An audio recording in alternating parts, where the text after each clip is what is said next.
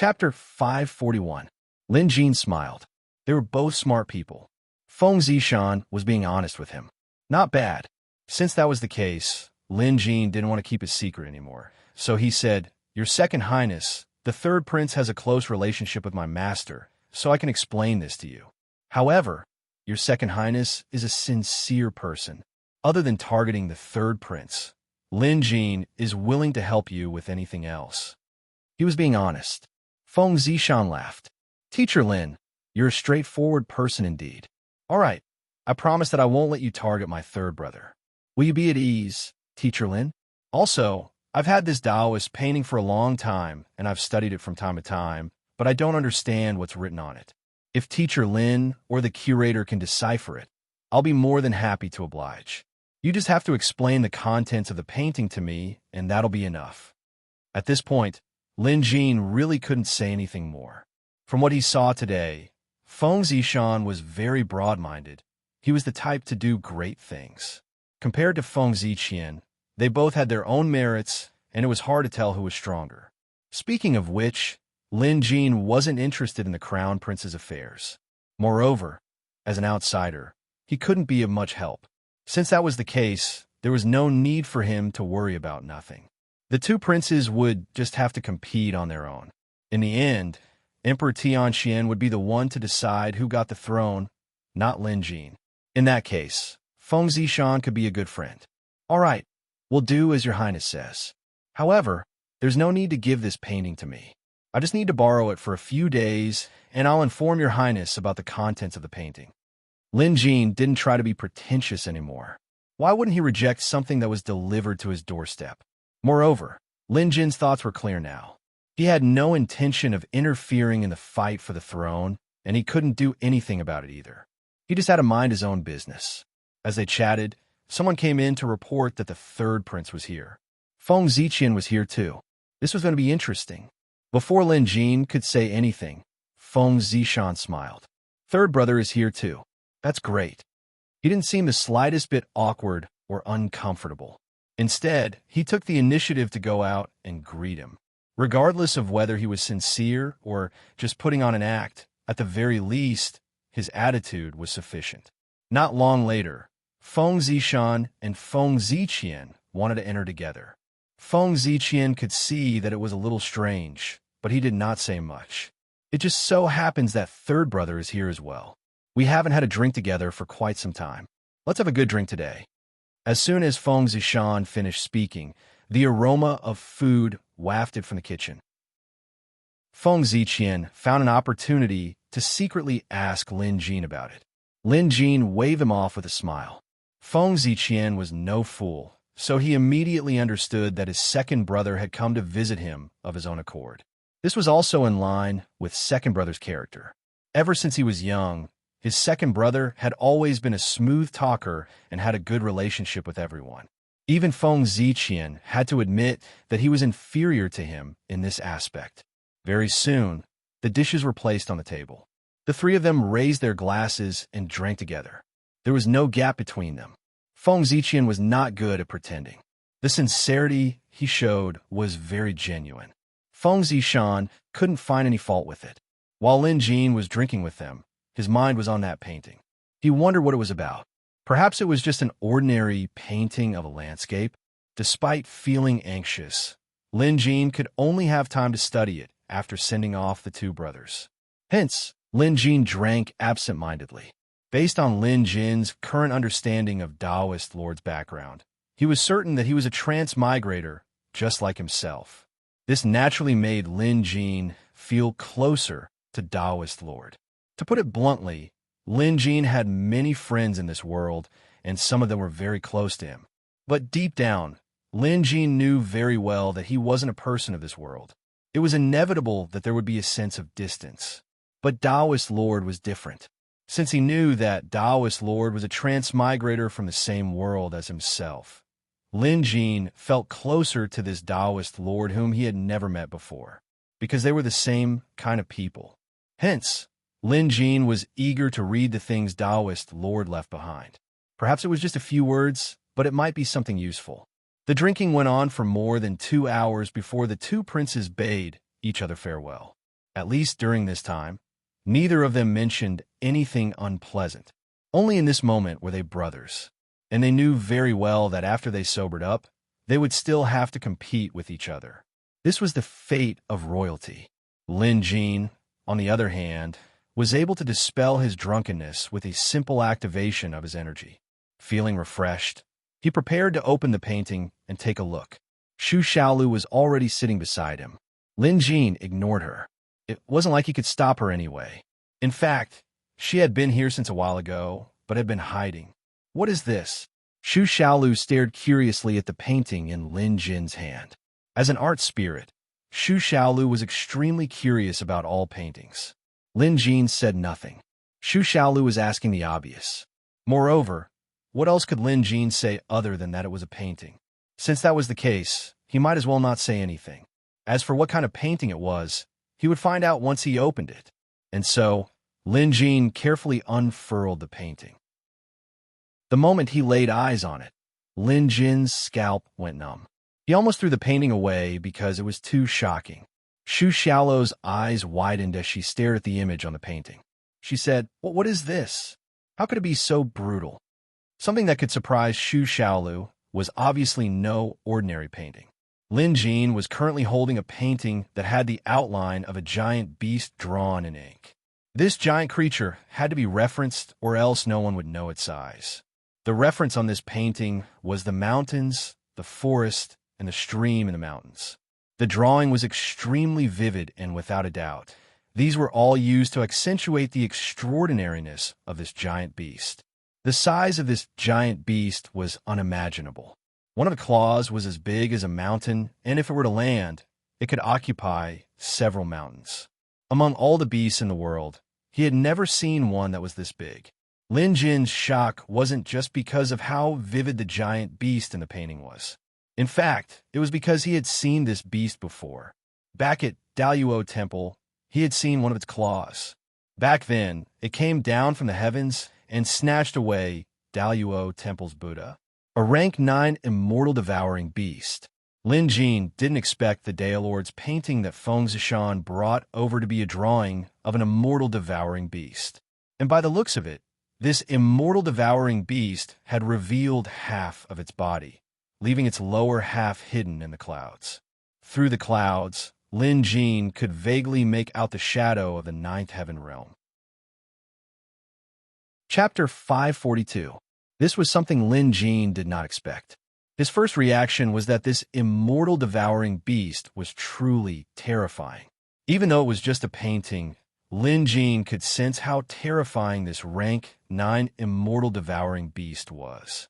It was as if it could flatten mountains and kill everything, including immortals and Buddhas, with just a wave of its hand. On second thought, Lin Jin's curiosity was piqued. If this was painted by a Taoist, it meant that the Taoist had seen this rank 9 immortal devouring beast 500 years ago. He might have even come into contact with it. Otherwise, he wouldn't have been able to paint something like this. Lin Jin, for example, had come into contact with it before, but he had only seen one of its claws. There were words on the painting. Sure enough, they were words from Lin Jin's native world. Perhaps only he and the Taoist could understand them here. The words read, "My cultivation has reached the immortal realm, and sure enough, I lured out this immortal devouring beast and fought it for 7 days and 7 nights. Only then did I realize that human strength is limited. A rank 9 beast is truly extraordinary.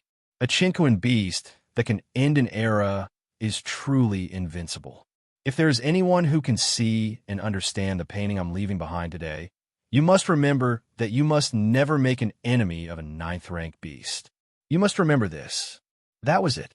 However, Lin Jin was able to glean some deeper meaning from these few lines of words. There was no doubt that this painting was left behind by the Taoist, because for now, it seemed like only the Taoist and Lin Jin knew about these words. Also, the Taoist had reached the immortal realm back then. In other words, he had reached the level of Daluo Temple's Buddha, which was why the immortal devouring beast was lured out. This coincided with Lin Jin's encounter at Daluo Temple.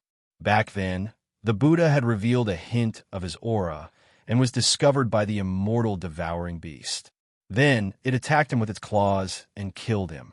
The Taoist's words implied that he had purposely lured out this immortal devouring beast and fought it for 7 days and 7 nights. Although the outcome wasn't stated, the saying that human strength is limited was clear enough.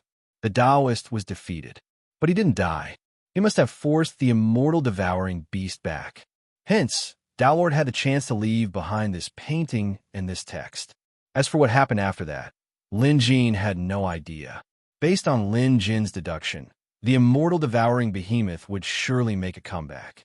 Since Tao Lord wasn't a match for it before, it would probably be a tough fight after that. The Tao Lord had said that before there was a 9th stage beast, one must not make an enemy out of it. This meant that the Tao Lord was doomed. It was even possible that he was killed by the immortal devouring titanic beast. Back then, the Tao Lord's strength was unfathomable, but he didn't have a rank 9 pet beast. This was a reason why he lost.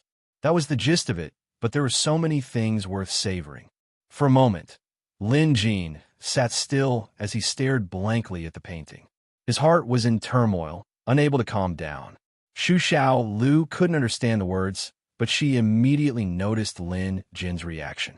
With Xu Xiao Lu's intelligence, she instantly figured out that Lin Jin could understand the words on the painting. Lin Jin, what does it say? Xu Xiao Lu asked. This was one of her good qualities. Also, you can't not tell her. In order to satisfy her curiosity, she will do anything. However, Lin Jin was deep in thought, so he didn't hear Xu Xiao Lu's words. Xu Xiao Lu was surprised because this was a rare occurrence. He must have noticed something from this painting. He thought I wouldn't be able to do anything just because he didn't tell me. Don't forget, I'm a painting spirit. Xu Xiao Lu smiled brightly before extending a slender finger to touch the painting. In an instant, her body glowed brightly before vanishing without a trace. Using her supernatural power, she channeled the painting's spirit and used Qianquan ink to infiltrate it. Although Lin Jin was in a daze, he wasn't blind or deaf. When a living person beside him suddenly disappeared and turned into a ball of light to enter the painting, of course he saw it. Xu Xiaolu, what are you doing? Startled, Lin Jin quickly called out to him, but there was no response. This is bad. Lin Jin had a bad feeling about this. After spending so much time with Xu Xiaolu, he basically knew what she was capable of. He knew that Xu Xiaolu had a secret skill that could turn paintings into spirits. Paintings that were enchanted by her would immediately become sentient, and Xu Xiaolu could also enter the painting. As for what was inside the painting, Lin Jin had no idea. But it must have something to do with the painting's artistic conception. But the problem was that this painting was no joke. Firstly, it was painted by the Tao monarch. It could be confirmed that the Tao monarch's cultivation base had already broken through to the immortal realm when he painted this painting. The painting that he had painted was definitely no small matter. Secondly, the theme of this painting was a rank 9 immortal devourer beast. Even if it was just a painting, it was painted by an immortal. This immortal devourer beast would more or less possess some power. Although Xu Xiaolu was quite capable, Lin Jin was still worried that something might go wrong. Lin Jin didn't dare to think further. He quickly placed the painting on the table and called out to Xu Xiaolu softly, begging her to come out and stop messing around. However, there was no response from the painting. Lin Jin knew very well that either Xu Xiaolu was ignoring him or something had happened inside the painting. Perhaps it was a psychological effect, but Lin Jin noticed that the atmosphere inside the painting had changed. Don't panic, don't panic. I'll just wait a little longer. Xu Xiaolu is special, so she should be fine. Lin Jin comforted himself. Next, he waited. Even when the sky gradually darkened, Xu Xiaolu still hadn't appeared. However, the painting situation had changed. A strange crimson color began spreading from all sides of the painting toward the center. It looked as if the painting had been dyed red with blood. Something must have happened. Lin Jin, who had been observing the painting, immediately came to this conclusion. This crimson color was most likely a hint from Xu Xiaolu. Or perhaps she was asking for help. Of course, Lin Jin couldn't just stand by and watch. He had learned some of Xu Xiaolu's skills, and he was the only one who could save Xu Xiaolu now. Shang'e, Lin Jin called out. Shang'e immediately rushed over. Lin Jin planned to use Cosmos ink to enter the painting as well. Someone would need to stand guard outside to prevent any accidents. Shang'e was undoubtedly the best candidate. He instructed Shang'e to stand guard here and forbid anyone from entering or even touching the painting. Having said that, Lin Jin cast a spell and dripped a drop of Cosmos ink onto the painting. Then he reached out and touched it. In an instant, the world spun and Lin Jin was sucked into it. Then he fell from the sky. When Lin Jin opened his eyes, he saw a large blob of ink in the sky above him. It was the drop of Cosmos ink he had dripped onto the painting. He had fallen from this ink. He was now thousands of feet above the ground. Fortunately, Lin Jin had cloud treading. Summoning the clouds, he managed to stabilize himself. When Lin Jin focused his gaze, he realized that he was in the middle of a vast world. Is this the interior of the painting? Lin Jin mumbled to himself. Chapter 543. Lin Jin had experienced entering a painting before, but this time, it was much more dangerous, because he was sure that the rank 9 immortal devouring beast might be inside the painting. Even if it was fake, who could say for sure what was going on inside the painting? This Xu Xiaolu only knows how to cause trouble. Lin Jin sighed. However, complaining was useless now. He might as well find Xu Xiaolu and bring her out of this painting world. Lin Jin rode on the cloud and looked around. What surprised him was that this painting world wasn't small at all. The sky was vast, the forest was dense, and the mountains were steep. However, Lin Jin could vaguely tell that this place was similar to the mountains in the painting. Although it looked realistic, if one were to look closely, they would be able to tell that it was fake. After all, it was just a painting. Just then, Lin Jin saw a woodcutter on the mountain path below. The woodcutter had an axe slung over his back as he walked forward. Lin Jin's heart stirred, and he immediately landed on the cloud. He landed in front of the woodcutter, but the woodcutter merely glanced at Lin Jin before continuing on his way. Lin Jin knew that this woodcutter must be a character in the painting. Xu Xiaolu had mentioned that characters in paintings had their own spirituality, but this couldn't be considered a painting spirit. It was even more impossible for someone like her to have one. Usually, a beginner painting spirit like this could only act according to the artist's artistic conception. For example, when the artist drew this woodcutter, he wanted the woodcutter to walk through the forest. That was all the woodcutter could do, just like a puppet, a dummy. This was how the woodcutter acted. He continued forward, and other than glancing at Lin Jin, he ignored him.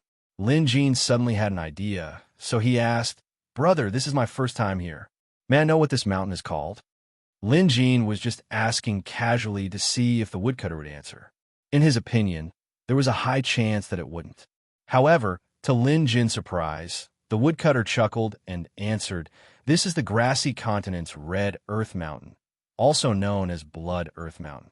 Having said that, he continued forward. He actually answered. Lin Jin was surprised, musing, could this woodcutter be sentient as well? Lin Jin quickly chased after the woodcutter to ask other questions. But no matter what Lin Jin asked, the woodcutter only replied with the same, "This is the grassy continent's Red Earth Mountain, also known as Blood Earth Mountain." There was nothing left. Lin Jin understood that this was probably the only line the woodcutter knew. Perhaps this was the only line the Tao Lord could think of when he was painting. It was even possible that Tao Monarch had asked him the same question back then, and woodcutter had replied in this way. As such, the woodcutter that the Tao Lord drew only had one sentence. Despite it being a simple statement, it was very important to Lin Jin. This meant that the Tao Lord now knew where the rank 9 immortal devouring beast was. However, another question popped up in Lin Jin's mind. Why did the Tao Lord choose such a location? Was it a coincidence, or was there an ulterior motive? Just then, Lin Jin sensed a sudden change. He whipped his head around to see the woodcutter standing there without him noticing. His honest face was now wearing an eerie smile. "Tao Lord, you and I have no enmity, so why do you have to do this? Do you really think that I, Patriarch Shui Pao, am afraid of Junior like you? The woodcutter's voice was old and malevolent, as if he was a different person. Lin Jin was inexplicably terrified. A Dao Lord? How did he resemble a Dao Lord? Moreover, this woodcutter called himself Patriarch Shui Pao. Wasn't Patriarch Shui Pao one of the 5 patriarchs? That Yang Qingshi who was lurking in Jade Dragon City was his disciple.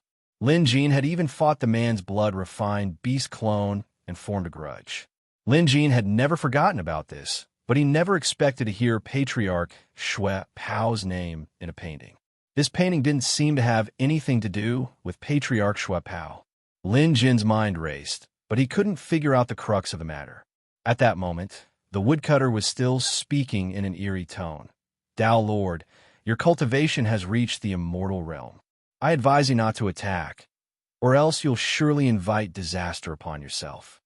Lin Jin didn't move, but he was already on his guard. At this point, the woodcutter went silent as if he was frozen in place. The atmosphere was extremely eerie. At this moment, the woodcutter looked like a painting without any signs of life. Just as Lin Jin was deep in thought, a person descended from the sky. Lin Jin turned to see a graceful figure with long hair and a Taoist robe. He wore a mask with the word Dao on it. In an instant, Lin Jin recognized who this person was. Dao Lord. Strange. Very strange. Lin Jin had seen that painting before. There were mountains and rivers on it, but most of it was a depiction of a rank 9 immortal devouring beast. The woodcutter and Dao Lord weren't in the painting. This was something Lin Jin couldn't figure out. He thought he would encounter the immortal devouring beast right after entering the painting, but things were completely different from what he imagined.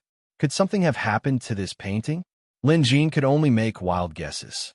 The Dao Lord descending in front of him definitely wasn't real either. It was most likely just an image that the Dao Lord had drawn when he was painting. Because Little Book Pavilion had some sort of spirit painting divine ability, it was able to transform the painting into something like this. Right, where's Little Book Tower? Thousands of ideas popped up in Lin Jin's mind, but he still had to be careful. Although he was sure that everything here was fake, he still had to be cautious. The same went for the Dao Lord. Although he knew it was fake, it would be nice to witness the elegance of a fellow transmigrator. After landing, the Dao Lord glanced at the woodcutter who was frozen in place, then at Lin Jin. He asked, "May I know where this place is?" Lin Jin suddenly had an idea and chuckled.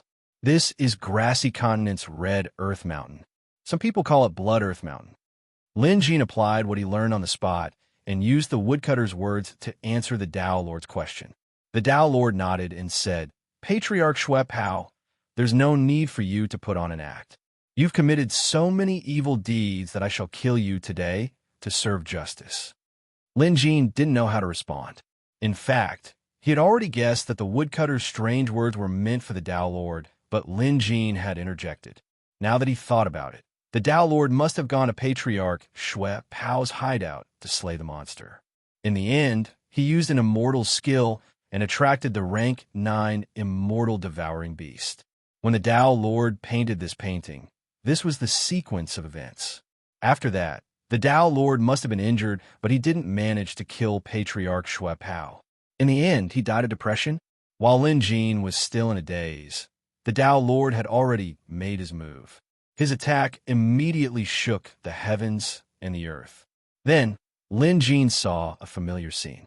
A huge rift was torn open in the sky, and a giant beast claw descended from above. Chapter 544. This surge of energy sent Lin Jin flying. For a moment, he felt the world spinning around him. Due to the appearance of the rank 9 immortal devouring beast, the entire painting world began to distort.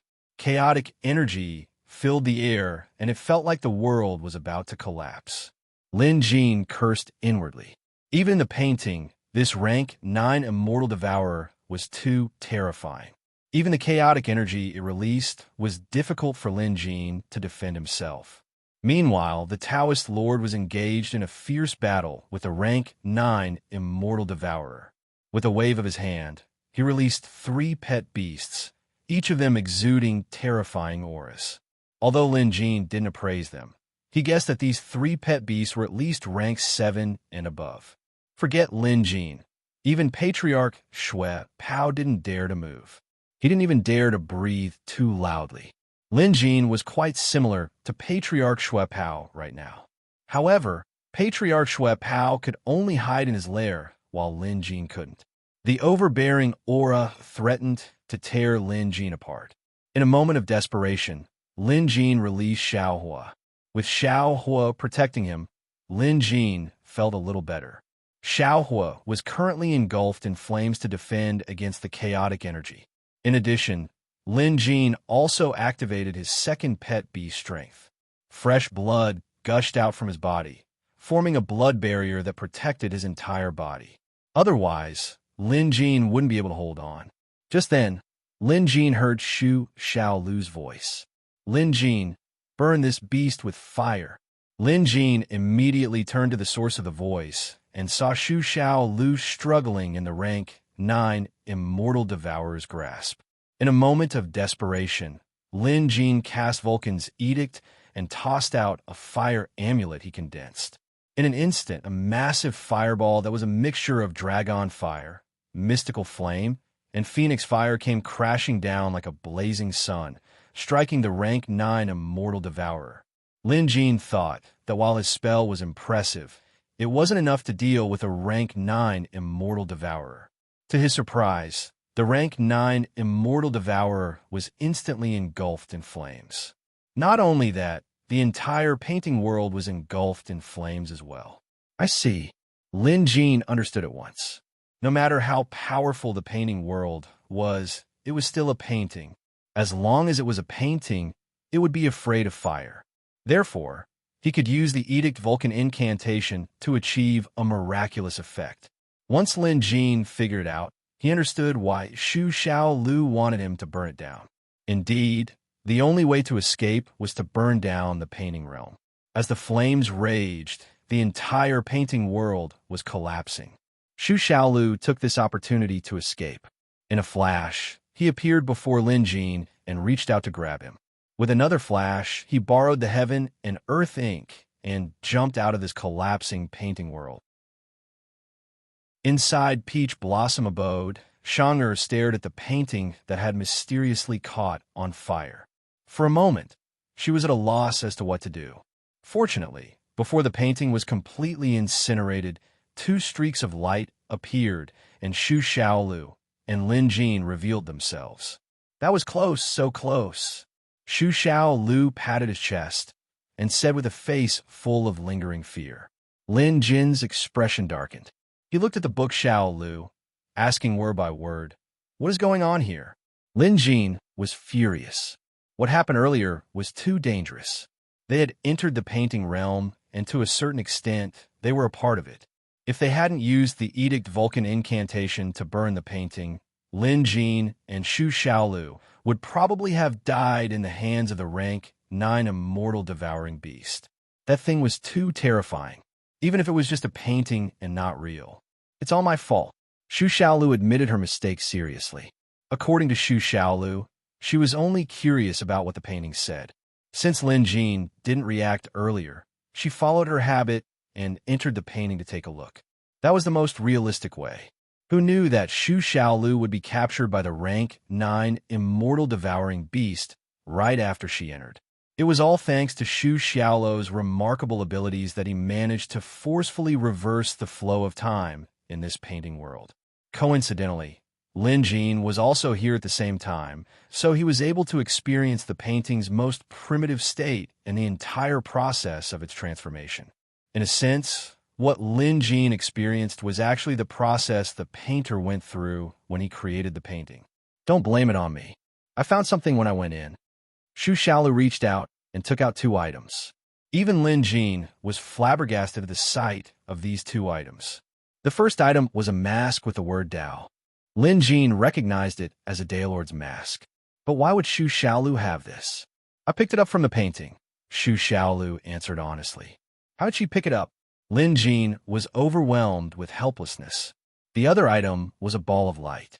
However, It exuded a violent aura, reminding Lin Jin of the immortal devouring beast.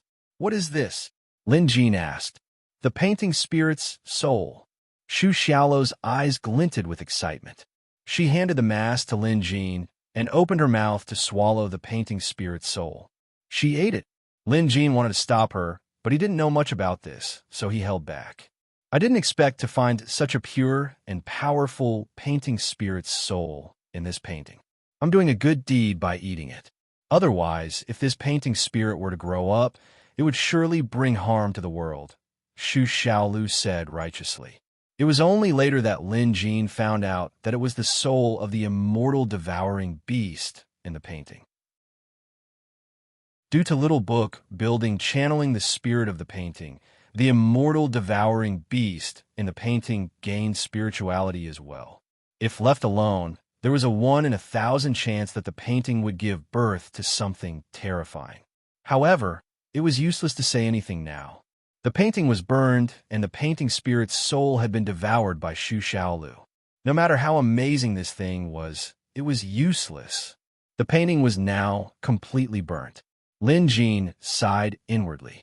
There must be other undiscovered secrets within the painting world after channeling its spirit, such as those related to Patriarch Xuepao. Back then, the Tao Lord went to eliminate Patriarch Xuepao, but before he could succeed, the rank 9 immortal devouring beast was lured here. Lin Jin had crossed paths with Patriarch Xuepao before, and it could be considered a grudge. Based on Patriarch Xuepao's threat, Lin Jin would surely seek revenge in the future. Hence, Lin Jin said it was a pity.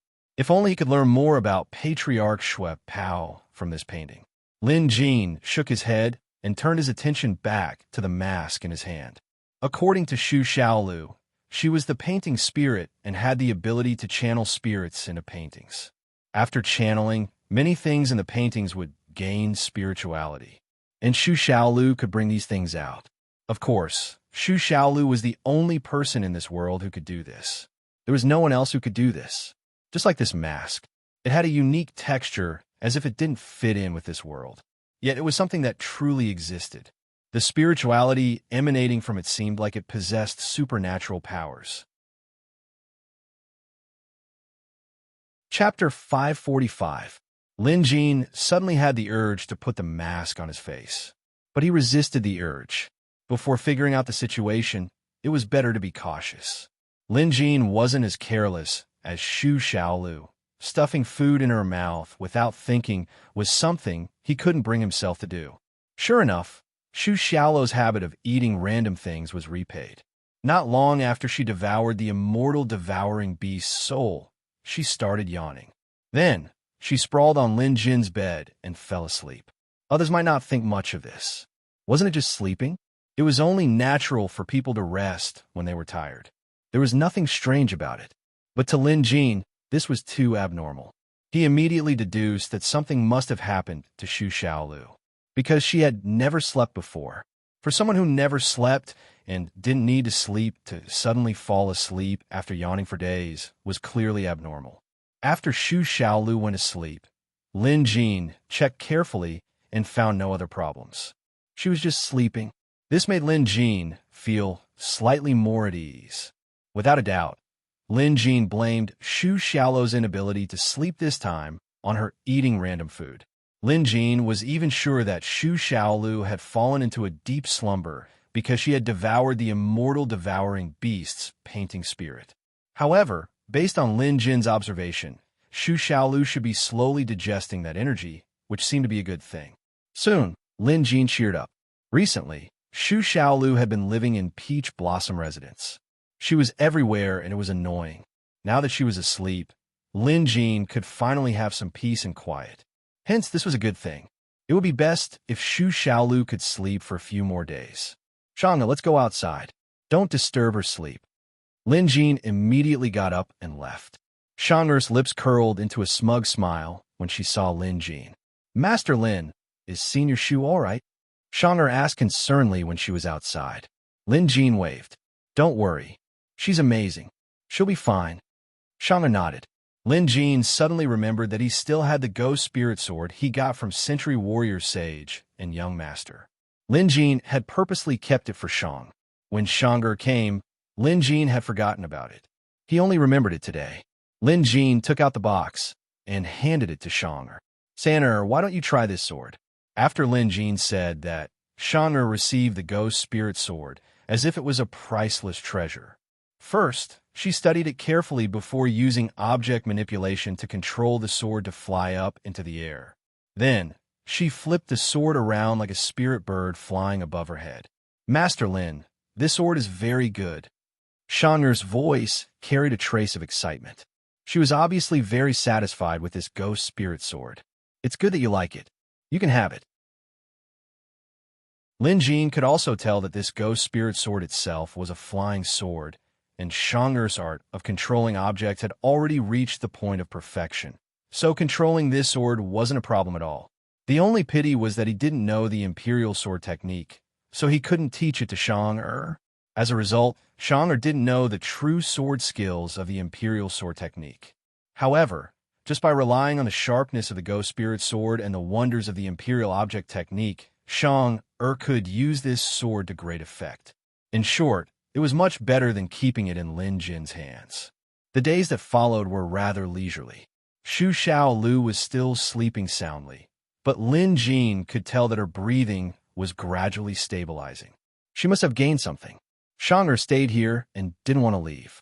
Lin Jin had to persuade her several times before she gave up. His main concern was the threat of the Demonic Appraisal Association. Lin Jin had a hunch that Appraiser Yin was that black envoy. Knowing the man's personality, he wouldn't just give up. Now that he was out in the open and the enemy in the dark, he had to be cautious. With Shang'er around, she would be a great addition to his fighting force. With this in mind, Lin Jin didn't force Shang'er to return to Maple City. Lin Jin spent his days teaching, preaching to Senior Mo and the 4 spiritual beasts. During this time, both Feng Ziqian and Feng Zishan came by to chat with him. Later on, Lin Jin figured out, putting Feng Ziqian aside, just based on Feng Zishan's actions alone, it was possible that they were befriending each other. However, Lin Jin was more certain of the reason behind it. He didn't rope Lin Jin in to help him, nor did he speak ill of Feng Ziqian. But even if he didn't do so, it was still a plus for Feng Zishan. Lin Jin only realized this later on. Feng Zishan was doing this for Emperor Tianxian, who was also his father, to offset Lin Jin's help to Feng Ziqian. Lin Jin had to admit that descendants of the royal family were all scheming. But Lin Jin didn't mind. He had no intention of getting involved in the Tianxian royal family's fight for the throne anyway. There was one more thing. Grand State Preceptor Sima Qing had left 2 days ago, obviously after he returned from the palace. The actual situation was just as Lin Jin said. Xu Xiaolu had long forgotten about this matter. Even if he knew, he wouldn't care. However, this also meant one thing from another perspective. Xu Xiaolu's status. Xu Xiaolu's influence in Tianxian Academy, and even the royal family, was considerable. Lin Jin had studied the Dao mask that Xu Xiaolu took out from the painting for several days. Basically, there were no problems with it. However, Lin Jin was wrong. This thing didn't actually have any benefits. Lin Jin thought it would come with some kind of supernatural power, but it turned out to only have a disguise effect. Wearing this mask would change one's hair and clothes to look like a Taoist. At first, Lin Jin thought it was useless. But soon, he realized that this thing might be useful at certain times. It all depended on how it was used. When the visitation hall opened again, Xu Xiaolu was still asleep. Lin Jin had Shang'er stand guard while he entered the visitation hall. There were still no new visitors, but Lin Jin was already used to it. After answering some questions, Lin Jin inquired about the Demonic Appraisal Association. This was something he had arranged previously. The visitation hall had members from all over the world, so he had to rely on them to gather information. However, even Black Crow and Madame Ghostchild didn't manage to get any valuable information this time. It was all gossip and old news. Instead, the Demonic Appraisal Association's background was becoming clearer. The chief of the Demonic Appraisal Association was a mysterious man. No one had heard of him, and no one even knew if he existed. The ones in charge were the black and white envoys. The black envoy was now labeled as a praiser, Yin in Lin Jin's mind. As for the white envoy, he was still a mystery. But Lin Jin wasn't afraid. He had made up his mind to destroy the demonic appraisal association sooner or later. Lin Jin could only feel at ease after they were destroyed. Feng Ziqian inquired again about when the curator would be coming to Tianxian. Lin Jin had never given Feng Ziqian an accurate answer, and it was the same this time. Feng Ziqian was visibly crestfallen. Lin Jin could tell that Feng Ziqian was still lacking confidence, so after some thought, he gave it some words of encouragement.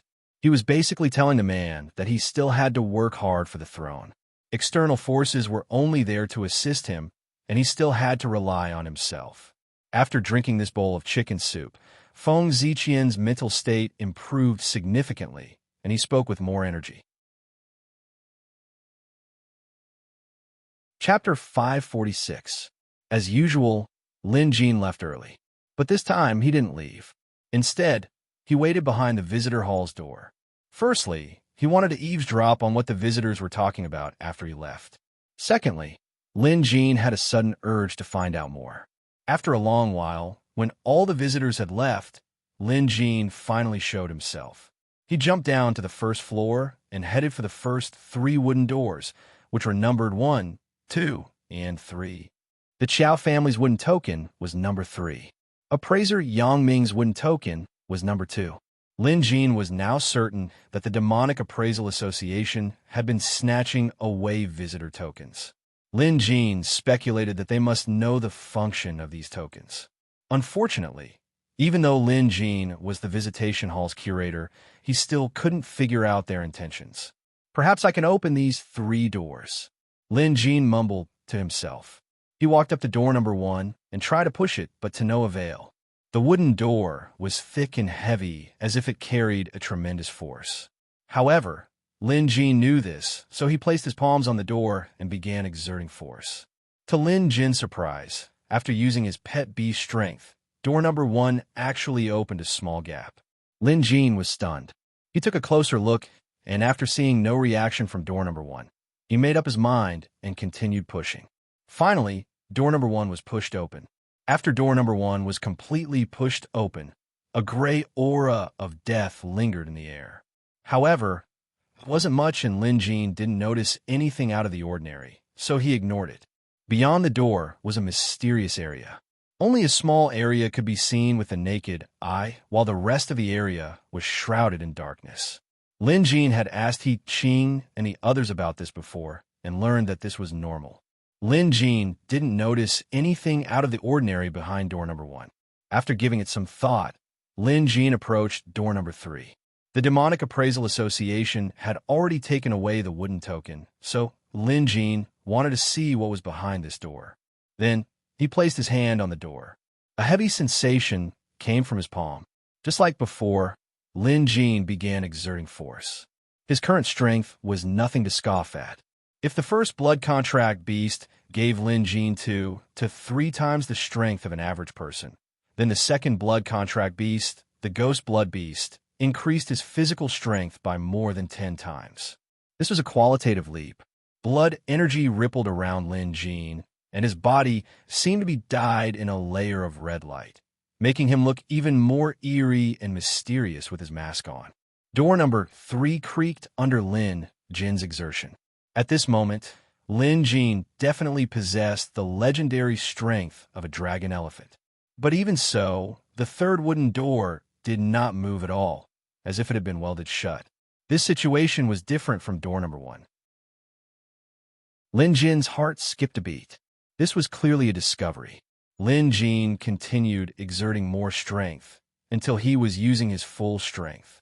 His body glowed with a crimson light. With this level of strength, Lin Jin could even move a boulder that weighed tens of thousands of kilograms. Finally, the wooden door number 3 that had been motionless this time was pushed open a crack. Even though it was just a tiny crack, it was still a huge breakthrough for Lin Jin. However, before Lin Jin could laugh out loud, the situation took a turn for the worse. Wisps of gray death chi seeped out from behind door number 3 and spread through the gap of the door. The amount of death chi was much more than what had spread through door number 1. Lin Jin had learned internalizing chi before, and the cultivation manual had mentioned the different types of heaven and earth energy. The most terrifying of them all was death chi. Not a single bit of it should be absorbed into one's body. Otherwise, one's cultivation would crumble and one's body would fall ill. Lin Jin immediately held his breath and focused. Fortunately, death chi was rare. But what surprised Lin Jin was that there was death chi behind door number 3 in the living room, and there was quite a lot of it too. In the next instant, a few gray fingers suddenly reached out from the crack of door number 3. They gripped the wooden door tightly, as if trying to cooperate with Lin Jin and pull the door open. It wouldn't be an exaggeration to say that Lin Jin was startled. He instinctively retracted his strength. The wooden door began to close. Although the gray fingers were reluctant, they had no choice but to obediently retract their grip at lightning speed. Then, the wooden door closed with a loud bang. Lin Jin flicked his sleeves, sweeping away the death chi that was spreading around him. Beneath his mask, his expression was grim. What happened to those dead fingers? Lin Jin mumbled to himself. If this had happened anywhere else, Lin Jin wouldn't have been so nervous. But this was the visitation hall, his private territory. He had assumed it to be the safest and most secure place. But to think that there would be dangers he wasn't aware of. This wouldn't do. It was just like a mouse causing a ruckus at home. No one in his position would be able to tolerate it. Lin Jin took a few steps back. Although he could tell that the wooden door could stop whatever was inside, he was still frightened by what happened earlier. The unknown was the scariest. Following that, Lin Jin pondered a lot. He recalled everything that happened in the visitation hall from beginning to end, not leaving out a single detail. First of all, the visitation hall was a door that Lin Jin discovered in the museum. He pushed it open to officially open the visitation hall. Also, the visitation hall would select visitors from all over the world from each of the many wooden doors on the ground floor to enter and become a visitor. Of course, up until now, Lin Jin had no idea how this selection mechanism worked. Neither did he know how the visitation hall managed to achieve this. In the past, Lin Jin was like an ostrich. Even though he knew that this unknown and secret could pose some sort of threat, he still chose to trust the visitation hall and the Museum of Deadly Beasts unconditionally. But today, reality shattered his sense of security. What was behind door number 3 of the visitation hall? Lin Jin was desperate to get to the bottom of this. After all, who could guarantee that this thing wouldn't one day push open the door and walk out on its own?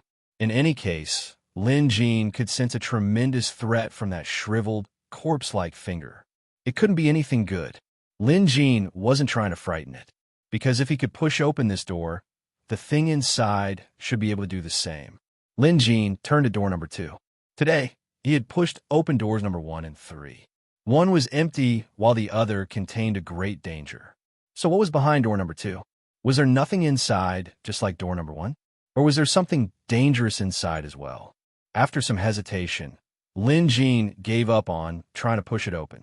His instincts told him that behind door number 2, there should be something horrifying and dangerous. And the reason was the Demonic Appraisal Association. Lin Jin suddenly had an idea. The Demonic Appraisal Association had recently been robbing the Qiao family's wooden token number 3 and Yang Ming's wooden token number 2. There must be a connection between them. What about wooden token number 1? Chapter 547. Lin Jin boldly speculated that token number 1 was most likely in the hands of the Demonic Appraisal Association. Assuming that door number 1 contained the same thing as door number 3, could it be that the Demonic Appraisal Association had already taken away the dangerous item inside? These speculations were all just speculations, and Lin Jin had no way of proving them. However, this was the most plausible conclusion. Perhaps this was the truth. Lin Jin took a deep breath. He understood that if he wanted to get to the bottom of this matter, he had to completely open door number 3 or 2 and see what was inside.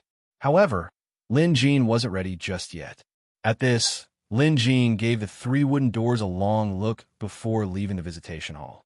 However, he didn't leave the Museum of Deadly Beasts. Instead, he began exploring other parts of the museum. The interior of the museum was a unique space. The visitation hall was only located in one area, while the demon slaying hall was located in the other. Hanging in the middle of the hall was the demon jade that Lin Jin had cut off and a demon slayer's sword. Right, Lin Jin had forgotten about this. Arriving at the demon slaying hall, he retrieved the demon slayer. The thing inside door number 3 was so evil that it was no different from a corpse. It might even be a demon, so the demon slaying sword would surely be effective. Of course, this was just Lin Jin's guess. Then, Lin Jin continued to stroll around. There was a row of bookshelves there. On them were various secret manuals obtained from the museum through beast appraisals and rewards. Other than that, there was also information on the beasts Lin Jin had appraised.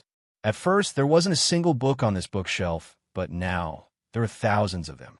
After walking past the bookshelf, there was only darkness ahead. There was no way to proceed any further. Clearly, Lin Jin hadn't appraised enough beasts for the museum to be fully displayed. In the past, Lin Jin didn't think too much of this, but now that the visitation hall had gone awry, Lin Jin started to feel unsafe as he looked at the dark area ahead of him. Right. Lin Jin suddenly recalled how busy he had been recently. Ever since the ambush, Xu Xiao Lu had been pestering him, and he hadn't visited the Academy's Beast Evaluation Pavilion. Also, there were still many beast specimens in the pavilion that hadn't been recorded into the museum. Since he wanted to continue exploring the museum, how could he forget such an important thing? Lin Jin exited the museum at once. Ignoring the fact that it was still dark outside, he headed straight for the Academy's Beast Evaluation Pavilion. Without Xu Xiaolu bothering him, this was the perfect opportunity. Otherwise, if he went to collect specimens, that Xu Xiaolu would definitely ask him endless questions. As the sky was still dark, the Academy was silent. Seeing that no one was around, Lin Jin rode on a cloud and hurried over to the Beast Evaluation Hall. The Beast Appraisal Hall wasn't open yet, but Lin Jin couldn't wait any longer. He knocked on the door, and appraiser Wang Xian, who was on night duty, opened the door with sleepy eyes. At first, he was reluctant, but when he saw that it was Lin Jin, he smiled brightly and warmly. Now, Lin Jin's reputation and status in the Academy were growing by the day. Especially after he saved appraiser Yang Ming, his reputation skyrocketed. It was safe to say that Lin Jin was on par with those veteran rank 4 beast appraisers, especially because of his relationship with Senior Shu. Zhong Zifeng was probably the second most outstanding beast appraiser, followed by Lin Jin. Appraiser Wang Xian obviously didn't dare to be rude. "I'll go in and take a look. You don't have to follow me," appraiser Wang Xian, Lin Jin said before heading upstairs. With Lin Jin's permission, Wang Xian didn't dare to follow him. Zhong Zifeng heard the commotion on the 2nd floor, but he didn't come out. With Zhong Zifeng's cultivation level, he could obviously hear Lin Jin's voice and the commotion outside. Hence, there was even less of a need for him to come out. Although the Beast Evaluation Hall was an important place in the Academy, it depended on who was there. Now that Lin Jin and Senior Shu were close, Senior Shu might have sent Lin Jin here to run errands. If Zhong Zifeng went out, he would just be asking for trouble. It was better for him to read and write. Outside, Lin Jin began collecting specimens at a frenzy. Last time, there were only a few specimens left on the 2nd floor. This time, Lin Jin was done in no time. Next, Lin Jin went up to the 3rd floor. The 3rd floor had the most specimens, and they were divided into several large halls. Without hesitation, Lin Jin began to examine them. It wasn't until the sun rose that Lin Jin had finished searching through all 3 floors. Of course, the rewards were huge. There were more than 10,000 specimens on the 3rd floor alone, and many of them were rare beasts. The Museum of Deadly Beast collection had almost doubled in size. Naturally, the rewards came one after another. A complete demonic arts cultivation manual. In addition, the Museum of Deadly Beasts opened up another area. The feed mill. Lin Jin didn't expect the Museum of Deadly Beasts to have a place like this. Pushing open the door to the feed mill, Lin Jean was greeted with a simple atmosphere. There were all sorts of large vats, bottles, and sacks. The inside was divided into a feed area and a food area. This reward was different from what Lin Jean had imagined. But after a closer look, he realized that he had underestimated the situation. This feed mill was truly something else. The animal feed and food produced here were no ordinary items. Lin Jean rummaged through the shelves and found a bag of feed that looked like soybeans. If fed to the pet beast, it could increase its strength by 1-fold for a short period of time. Just the sound of it was terrifying, and Lin Jean had come up with an appropriate name for this feed. Vigor Bean. It was a fitting name. Other than that, Lin Jean also found crazed demon grass and beast attraction flower. One was to feed it to a pet beast, causing it to temporarily lose its mind and go insane. The other was to emit a unique scent that could attract beasts. Lin Jean immediately noticed the uniqueness of this feed mill. The feed and food here had special uses. Vigor Bean was something that could increase a pet beast's combat strength, while the crazed demon grass could be used under special circumstances. As for the beast attraction flower, it could be used on its own or in conjunction with the crazed demon grass. Now, Lin Jean was staring at the Vigor Bean, wondering what would happen if a human were to eat it. Truth be told, Lin Jean didn't have the courage to try. It wasn't that he was a coward, but the consequences were unpredictable. If something went wrong, no one could save him. And even if he tried, Lin Jean couldn't do it himself. That was all the museum's reward. Lin Jean returned to the Beast Appraisal Hall and continued up to the 4th floor. However, the number of beast specimens on the 4th floor was much lesser. There were less than 100 of them, but they were all top-notch in terms of quality. They were all rare beasts, and rare ones at that. Perhaps it was a coincidence, but Lin Jean found a tiger claw on the 4th floor. However, this tiger claw was different from the other tiger claws Lin Jean had seen before. Chapter 548. The tiger claw looked grayish-white and even a little rotten. However, it wasn't soft at all. On the contrary, it was extremely stiff. To Lin Jean, this degree of rigidity was comparable to metal. It might even surpass metal. Additionally, the tiger claw was shrouded in an aura of death. To suppress this aura, there was even a talisman pasted on the claw. It looked rather odd. Lin Jean reached out to touch it, and the museum immediately reacted. Zombie Tiger Beast, Rank 4. Flesh and blood as a sacrifice, formed from the aura of death. Immortal and indestructible. Lin Jean's brows furrowed as he read through the museum's introduction and the zombie tiger that materialized in front of him. This was an evil creature. The tiger beast had a large body, but it wasn't much of a threat. What was truly frightening was the deathly aura that seemed to corrode any living creature that came close. Other than that, Lin Jean found him familiar too. He finally remembered. The hand that reached out from door number 3 in the visitation hall looked similar to this zombie tiger beast. It wasn't its appearance, but the deathly aura it exuded. Zombie beast, zombie, Lin Jean mumbled to himself. He now had a rough idea of what was behind door number 3. As Lin Jean pondered over the zombie tiger claw, he didn't notice that Zhong Zifeng had gone up to the 4th floor. Teacher Lin. Zhong Zifeng chuckled. At the sound of his voice, Lin Jean quickly retreated from the museum and bowed at Zhong Zifeng. Mr. Zhong, there's no need to be so polite. Zhong Zifeng returned the greeting. Then, he noticed the tiger claw in Lin Jin's hand and asked, Teacher Lin, are you studying this zombie beast? Upon hearing this, Lin Jin mused, seems like Mr. Zhong is quite familiar with this creature. Why don't I ask him about it? At this, Lin Jin nodded and made up a story. I recently learned about the existence of this zombie beast from some books, so I came here to take a look. But it seems like there aren't many books on this type of beast in the Beast Evaluation Hall.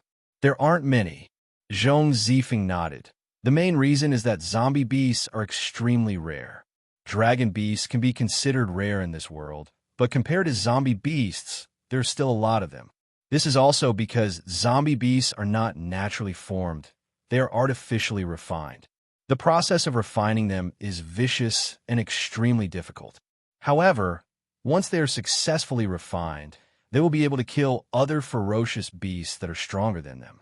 Wherever they pass, disasters will arise. They are incomparably tyrannical. Looking at Zhong Zifeng's expression, it seemed that he had seen the power of a zombie beast before. Lin Jin immediately pressed for details, but Zhong Zifeng quickly waved his hand. It wasn't me. Speaking of which, Senior Shu brought this tiger claw back from her training trip.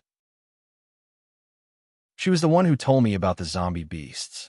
I'm ashamed that I've never seen one before. Small book pavilion?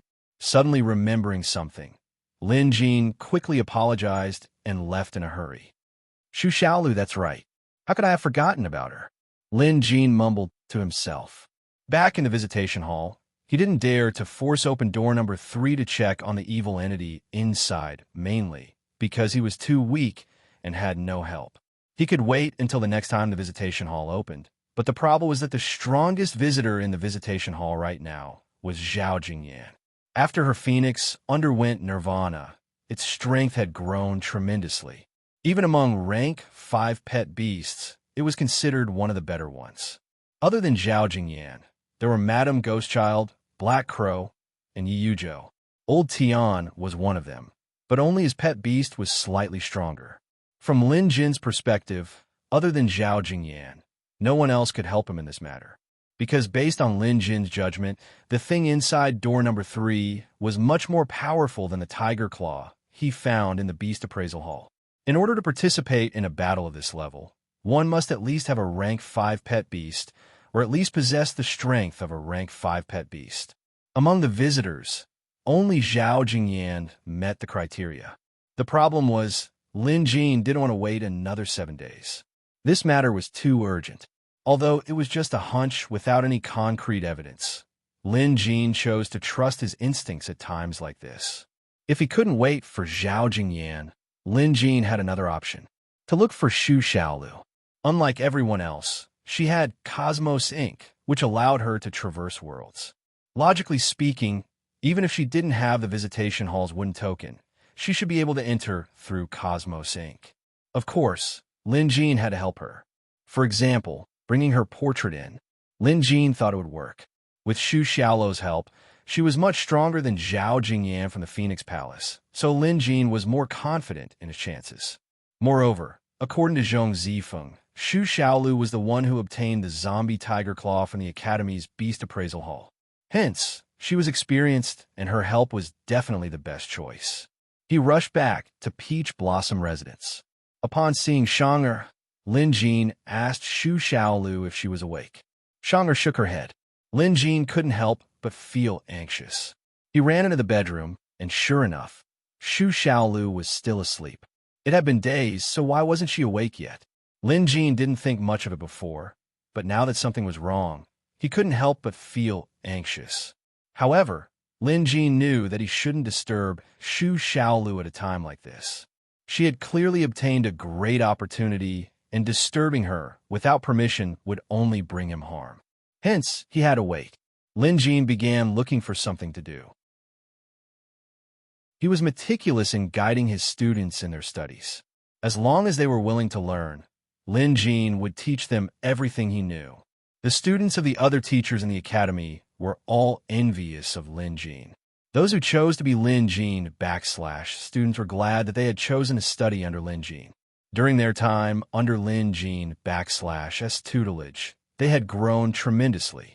In addition, the knowledge and skills they learned were unique and could not be learned from other teachers. Hence, every time Lin Jin held a lecture, these students would treat Lin Jin with utmost importance and respect. Forget them. Whenever Lin Jin held a public lecture, it would always result in people trying to occupy seats. Even the corridors would be crowded. Although the other teachers in the academy didn't say anything about it, they were feeling indignant. On what basis? It wasn't because they had a bad impression of Lin Jin or the #1 student. This was purely a competition between academics. They were all rank 4 beast appraisers, and they had more experience than Lin Jin. Yet a newbie like Lin Jin had surpassed most of them in terms of academics. How could they tolerate this? But for the time being, they couldn't do anything about it. Were they supposed to stop other academics or their own students from attending Lin Jin's public lectures? They couldn't bring themselves to do something so degrading. However, it wasn't as if there was no other way. There would be a regular sparring session at the end of this month, and all the official teachers of the academy would attend. This was a tradition of the academy, and with this, they could use this platform to suppress teacher Lin Jin's arrogant attitude. Unbeknownst to Lin Jin, he had become the other teacher's public enemy number one. They were all waiting to tear down his reputation in the sparring hall. And now, Lin Jin was waiting for Xu Xiaolu to wake up. Chapter 549. After waiting for 2 more days, there was finally some movement from the small book pavilion. She was awake. She stretched out her arms and covered her lips as she yawned. However, Lin Jin didn't have the time to admire this picturesque beauty. He pulled Xu Xiaolu up. "Xu Xiaolu, you're awake." As he spoke, he shook her. Xu Xiaolu was jolted awake by Lin Jin's shaking. "Lin Jin, why are you shaking me?" Xu Xiaolu's eyes were glazed over in confusion. Come to think of it, for the past 2 days, many mysterious scenes had appeared around Xu Xiaolu. Other than the red and green auras that kept gushing out her body, the room was filled with all sorts of illusions. This was also why Lin Jin didn't dare to wake her up. Now that Xu Xiaolu was awake, Lin Jin couldn't wait any longer. "I'll help you wake up." Without another word, Lin Jin used his water reservoir armor to condense a ball of cooling water vapor and slapped it on Xu Xiaolu's face. This time, Xu Xiaolu was completely awake. Her first reaction was to get angry. "You slap me, and I'll slap you back." Having said that, Xu Xiaolu raised her hand and pushed. Lin Jin felt a strong force, and his body fell backward. To his surprise, it felt like he was falling from the sky. Taking a closer look, Lin Jin realized that he really was falling from the sky. About 1,000 feet below him was a vast ocean. "Come here, cloud." Lin Jin immediately beckoned for the cloud to stabilize himself. He looked around. Other than the vast ocean, there was also land and mountains in the distance. Birds flew across the sky, and colorful clouds filled the sky. This clearly wasn't his peach blossom abode. Lin Jin knew that Xu Xiaolu must have mastered a new supernatural skill after her cultivation improved after sleeping for a few days. Looking at the colorful scene, this was probably some kind of art world. Xu Xiaolu was able to push me into the painting world? Lin Jin was truly shocked this time. In the past, Xu Xiaolu didn't have this ability. However, while an art world could trap others, it couldn't trap oneself. Strictly speaking, Lin Jin was the bane of all art worlds. The reason was that he alone had mastered fire amulets that combined multiple flames. One Vulcan edict was enough to burn down any art world, including Xu Xiaolu's dispel. This was the natural enemy effect. Of course, Lin Jin wouldn't ruin Little Book's art world. Little Book had brought him here mainly to show off and showcase his talents. Lin Jin could tell that. Sure enough, not long after, Xu Xiaolu appeared and hovered in midair. "Lin Jin, what do you think of this place?" Xu Xiaolu boasted. "Why is it all water?" Lin Jin didn't praise him. Sure enough, with a wave of Xu Xiaolu's hand, the scenery around them changed. The vast ocean was gone, replaced by mountains and clear waters. Birds were chirping and flowers were blooming. There were also pavilions and terraces everywhere. It was like a fairyland out of a painting. Not bad this time. "How's your painting world?" Lin Jin knew that if he didn't praise her, Xu Xiaolu would flip out. Hence, his strategy was to suppress first then praise, belittle first then praise. Xu Xiaolu looked pleased. "Not bad, but this isn't an ordinary art world. I gained a lot from that painting the last time we met. Now that I've obtained the soul of the painting spirit, I've used this power to modify my art world. As long as I touch anything, be it human, beast, monster, or ghost, I can forcefully pull them into my art world. Here, I can borrow the art world's power to deal with powerful enemies." Just like this, as she spoke, Xu Xiaolu waved her hand again. In an instant, the weather changed. A moment ago, It was filled with chirping birds and the fragrance of flowers. In the blink of an eye, a thunderstorm descended. Then, a bolt of lightning struck Lin Jin. "Are you for real?" Lin Jin was startled, but he didn't move. Xu Xiaolu was clearly trying to scare him. Sure enough, the lightning soon disappeared. Xu Xiaolu looked bored as she threatened, "Next time, I'll really strike you to death." Lin Jin acted as if he didn't hear her. Now that Xu Xiaolu had woken up and seemed to have grown stronger, it was a good thing. Hence, Lin Jin couldn't wait to drag Xu Xiaolu along to see if she could enter the visitation hall through chink and ink. Upon hearing that Lin Jin needed help, Xu Xiaolu was very enthusiastic. However, what came next left Lin Jin disappointed. Even Xu Xiaolu's Qinkuan ink couldn't enter the visitation hall. This was different from what Lin Jin expected. The visitation hall's rules were clearly stricter. Other than him, others could only enter with a visitor's wooden token. Bringing someone in through a spell was impossible. Lin Jin pondered for a long time. Did he have to wait until the next time the visitation hall opened and ask for Zhao Jingyan's help? But Lin Jin didn't want to wait any longer. His instincts told him that if he delayed this matter any longer, it would lead to a disaster. Fortunately, Xu Xiaolu said, "Since you want me to help you deal with an evil creature, you can bring it out if I can't enter." This was another way of thinking.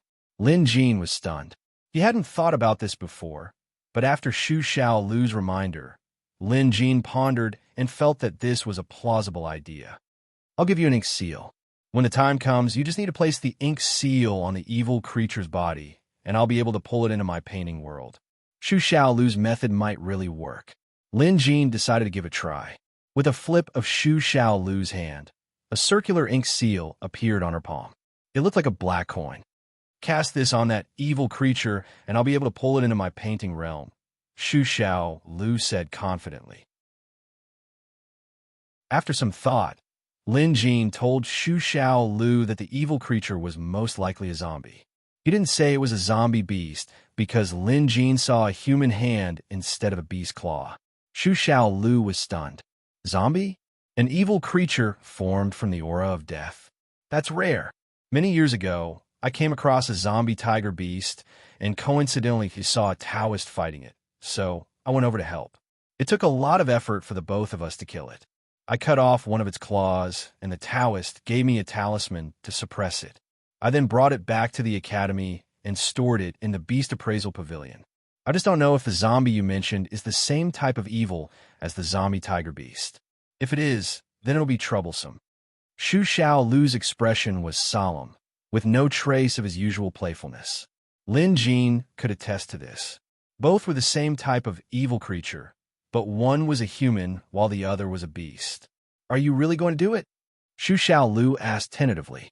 It was obvious that she was trying to tell Lin Jin not to provoke that creature unless it was necessary. Lin Jin nodded. There was no room for negotiation. Since it was related to the visitation hall, it was related to the Museum of Deadly Beasts. How could Lin Jin pretend he didn't see it? For the sake of the visitation hall's safety, he had to get the evil zombie out of door number 3. Chapter 550. All right. Let's stick to the original plan. You send the ink seal over, and I'll pull into the painting realm. As for how to subdue it, we'll talk about that later. My painting realm isn't what it used to be anyway. Even if I can't destroy it, I can still trap it, Xu Xiaolu said. With the plan set, Lin Jin took the ink seal and entered the open door behind him. In the blink of an eye, Lin Jin arrived at the visitation hall. Without any visitors, the visitation hall looked no different from usual. But to Lin Jin, there was something eerie about it. It was all because of the zombie in door number 3, Lin Jin thought. Lin Jin mused. He walked up to door number 3 and gave it a thorough look. He was afraid that whatever was inside would escape while he was gone. However, it seemed like the door didn't open at all. This was a good thing. Taking a deep breath, Lin Jin placed his palms on the door and invoked the strength of his 2 blood contract pet beasts. His body glowed red as he pushed the door open. In a hidden manor deep within East Continent's barren mountains, appraiser Yin was dressed in black with a stern expression as he stared at a strange wooden door before him. This wooden door was created by the world's most skilled craftsmen, using a special type of ghost wood from the three realms. It was a priceless treasure. Upon closer inspection, there was a box behind the wooden door. The box was sealed shut and looked like a large coffin. Right in front of the large coffin, a person dressed in white paper clothes was hanging a wooden sign with the number 3 on the wooden door in front of the chest. The fingers of the man dressed in white paper clothes were stiff and gray, but in fact his entire body was emitting a deathly gray aura. His skin was brownish purple and stuck tightly to his bones. There was a talisman written in blood nailed to his forehead by a rusty iron nail. He looked as frightening as one could imagine. This was Messenger by the Demonic Appraisal Association, a zombie puppet that only obeyed the chief's orders. An appraiser Yin was obviously the Black Messenger. After the zombie messenger by hung the number 3 wooden sign on a protruding nail on the wooden door, the entire wooden door and the box behind it shook.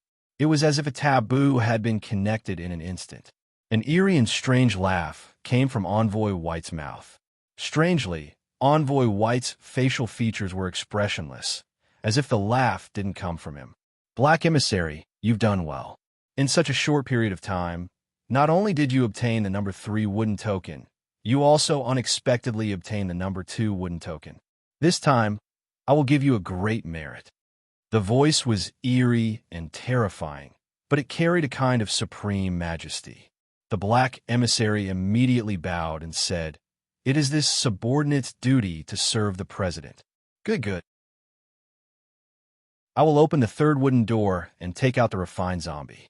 When that happens, our strength will increase greatly. The first thing we need to do is to sweep away all our enemies. If we can successfully take out the zombie beast from the 2nd wooden door, TSK, we can even destroy a high-tier country. After saying that, the white zombie emissary stretched out his hand and started to pull the wooden door. His strength was more than 100 times that of an ordinary person. The wooden door creaked, which was ear-piercing. Then the wooden door was pulled open a crack. In an instant, a thick aura of death seeped out from the crack. The white emissary didn't try to avoid it. Instead, he drew closer and inhaled it with his nose and mouth, seemingly intoxicated by it. Good. The zombie inside has been trapped and refined for 500 years. Its strength is several times that of the first one. My plan back then was truly ingenious. By using Master's secret realm to refine zombies, perhaps we'll have a chance to enter and uncover Master's secret from back then. The white emissary said this in a low voice, so only he could hear the excitement and anticipation in his voice. Then, the white emissary continued to pull the wooden door open wider and wider. Naturally, the aura of death that seeped out from the inside increased as well. Appraiser Yin couldn't help but take a few steps back. He knew how terrifying this aura of death was. Coming in contact with even the slightest bit of it wasn't certain death, but it would be troublesome.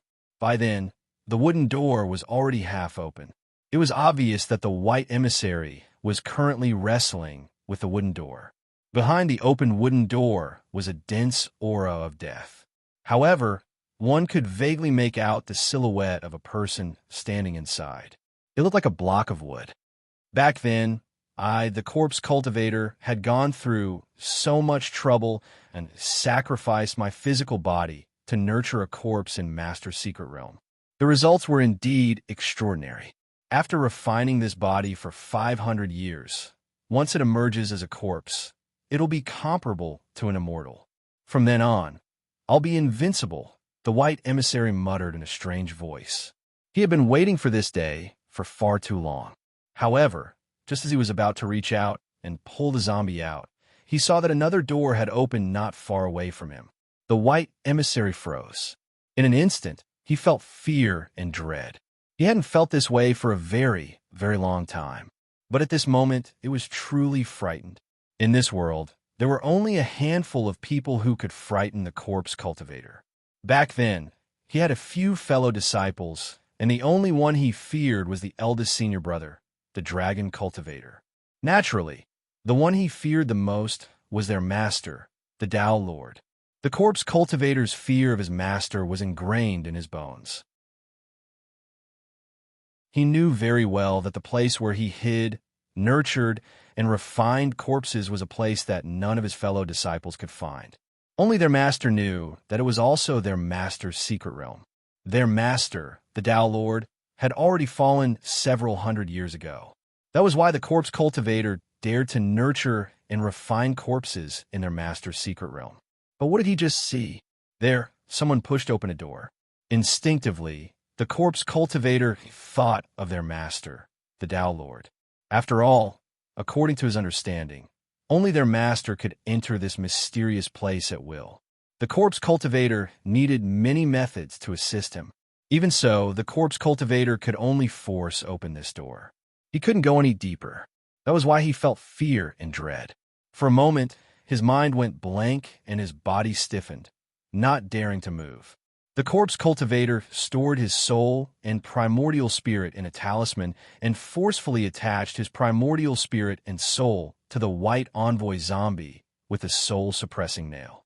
He hid from place to place for several hundred years and even founded the Demonic Appraisal Association just for this day. The zombie inside this door was in fact himself, the corpse cultivator's physical body.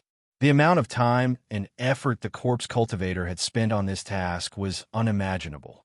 However, this was clearly something that couldn't be done openly, especially when it involved going against his master's orders. Hence, the corpse cultivator was frightened. If it weren't for the fact that he couldn't see the person's face clearly, he might have knelt down and cowed out.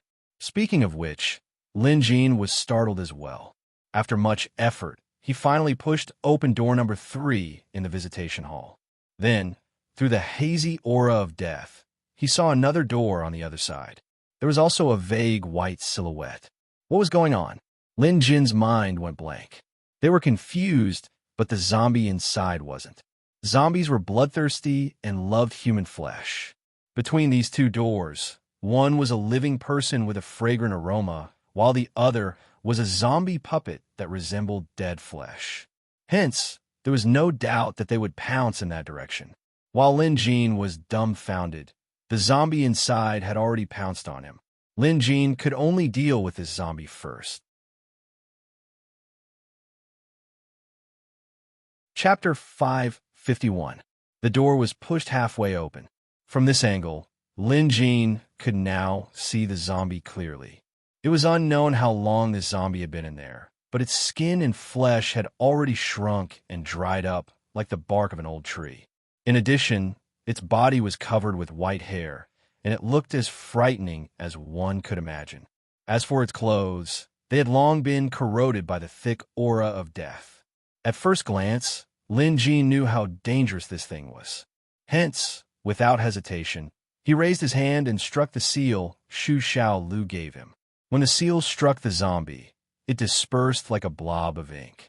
Xu Xiao Lu, who was already in the painting world, sensed it.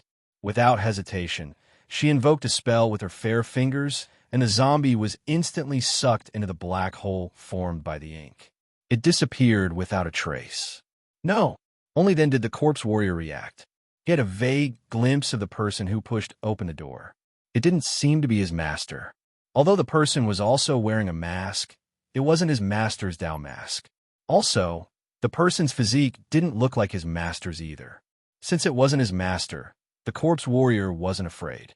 Especially when he suddenly realized that the zombie form he had spent 500 years refining was abducted. The corpse warrior exploded. "Give me back my body!" Priest Corpse roared out in rage. He raised his hand and condensed a giant claw from the death power, clawing towards the people on the other side of the door. At the moment, Priest Corpse was infuriated. Therefore, every move he made would kill people. Once one was caught by this dark ghost claw of his, one would have no chance of survival. Lin Jin immediately sensed the danger, but he had a way to deal with this. Regardless of who the other party was, Lin Jin wasn't going to hold back since they were trying to kill him without hesitation. Dragon Fire. Lin Jin invoked a fire seal and blew at it gently. A ball of raging flames instantly swept out. The dragon fire Lin Jin used this time was clearly extraordinary. It was infused with phoenix flames as well. Come to think of it, this should be called Dragon Phoenix Fire. However, without the fire amulet he crafted himself, Lin Jin couldn't use this spell to fuse with the flames. Otherwise, it would be even more powerful. But even so, this move wasn't something an ordinary person could resist. Moreover, the flame had the power to purify everything. This was something that no other attribute could compare to. Even death, Qi couldn't resist the burning of the flame. In an instant, the flames collided with the nether ghost claw, which was formed by the death Qi. This power was beyond their imagination. Both Lin Jin and the corpse Dao were forced back almost at the same time. Almost at the same time, the two wooden doors were closed. However, death Qi and fire Qi were still gushing out. Lin Jin dodged immediately. Not only that, but the visitation hall also seemed to have a force that suppressed the overflowing aura of death, wiping it out completely. However, it was not so easy for the Tao of Corpse. Not only was it forced to take a few steps back, but its clothes were also stained by the flames. The problem was that its clothes were made of white paper. Even if it was specially made, it was still paper and could easily burn. So what followed was a flurry of activity. Dragon fire mixed with phoenix fire was not something that could be extinguished in a short period of time. Appraiser Yin, the dark emissary, quickly rushed forward to put out the fire. Fortunately, the corpse cultivator was no ordinary person. After all, he was a super expert who had lived for hundreds of years. He managed to put out the fire with a strange and foul stench of blood. But even though the fire was extinguished, half of its white paper clothes were burnt. It was a pathetic sight to behold. Arg, arg.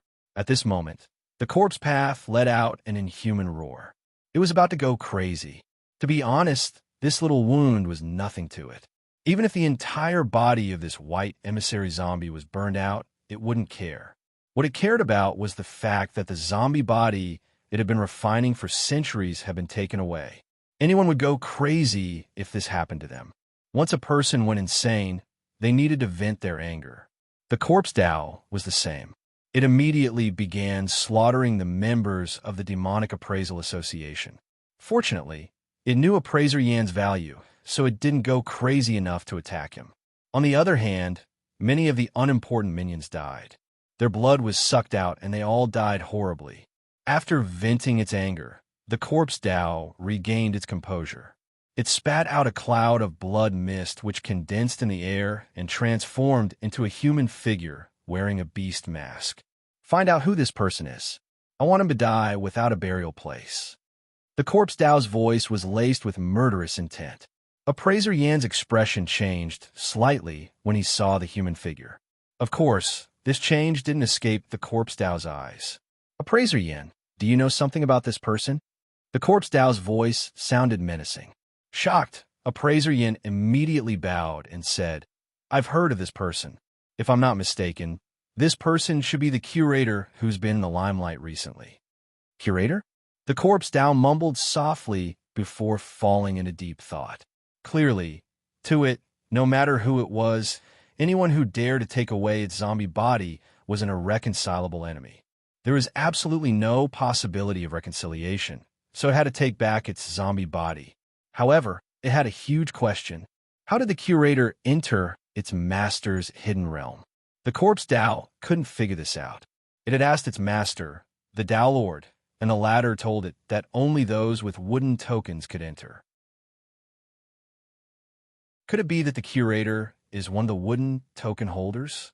The corpse Tao's imagination ran wild. Although it was currently residing in a talisman with only its soul and psyche left, this didn't stop it from thinking. Now, it had 3 wooden tokens in its hand, but it still couldn't enter. All it could do was forcefully open up a passage. It had tried to barge in, but the consequences were dire.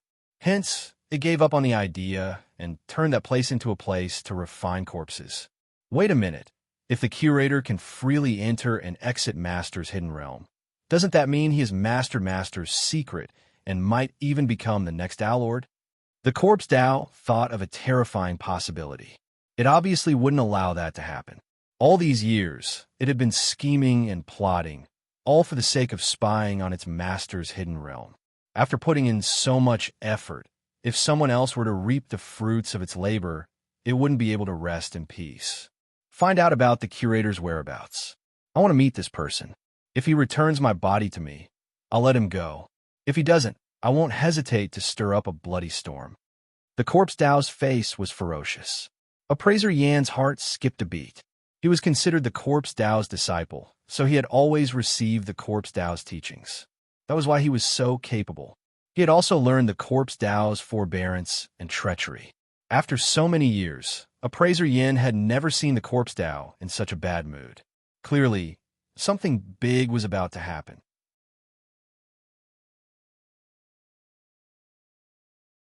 Chapter 552. Appraiser Yan knew the corpse Dao's methods better than anyone else. After all, he had followed the man for more than 50 years and witnessed how the man single-handedly annihilated an intermediate country. As for smaller countries, there were plenty of them. Even now, many smaller and intermediate countries were affiliated with the Demonic Appraisal Association. Hence, if the corpse Dao said he would do whatever it took, a bloody storm would sweep across the world. Appraiser Yin was more than happy to see this happen. He knew that Lin Jin was the curator's disciple, and Lin Jin had always been at odds with the Demonic Appraisal Association. It wouldn't be a bad idea to settle the score with the man. The curator's whereabouts are hard to track down, but his disciple, Lin Jin, is currently in Heavenly Jade Academy. If we capture Lin Jin, we can definitely force his master out. Appraiser Yin revealed everything he knew. Heavenly Jade Academy is the sacred land of appraisers in Central Continent.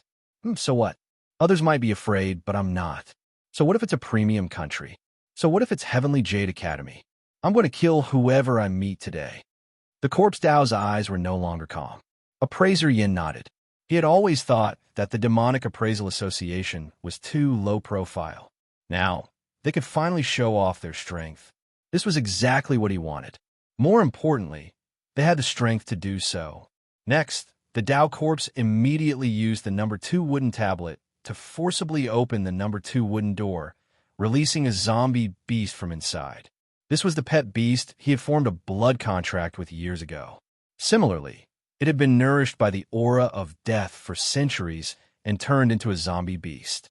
This time, no one obstructed the corpse Daoist, and the zombie beast was successfully brought out. Meanwhile, Lin Jin had wanted to open door number 2, but he only had 1 ink seal with him. Afraid that Xu Xiao Lu wouldn't be able to handle the zombie, he hurried back to help. After entering Xu Xiao Lu's painting world, the place had turned into a bone-chilling place. Snowflakes fluttered in the wind as the world froze over.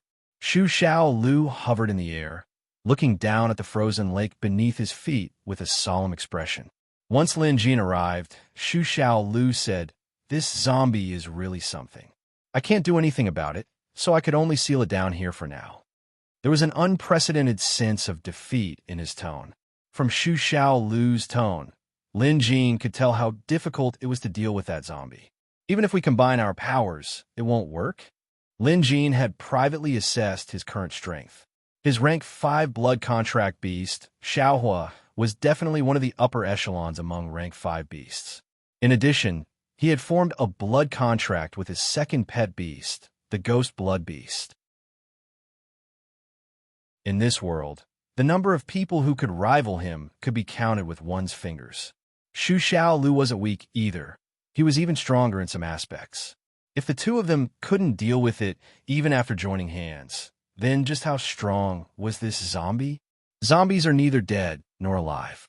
They don't belong to the cycle of reincarnation and are unique existences. Based on what I can see, the zombie below has already reached the realm of immortals. Xu Xiao Lu spoke with a straight face, and Lin Jin wasn't used to it. However, Lin Jin was still familiar with the term immortal realm. Lin Jin immediately thought of something. Let out. The immortal devouring beast will get rid of this evil creature. Since they had experienced the immortal devouring beast together, Lin Jin had told Xiaoshu Lu about this secret before. In this world, if anyone ascended to the immortal realm, unless they were a ferocious beast, they would be attacked by the immortal devouring beast. Lin Jin had witnessed this with his own eyes back at Daoyuo Temple. Hence, using someone else to do the dirty work should work. Xu Xiao Lu shook her head. Didn't you hear me? Zombies don't belong to the cycle of reincarnation and are unique existences. Even if you let it out, that immortal devouring beast won't do anything. Lin Jin pondered for a moment and agreed. Immortal devouring beasts seemed to only attack human cultivators. Since using someone else to do the dirty work wasn't going to work, Lin Jin asked tentatively, "What do you think about sealing it here for now?"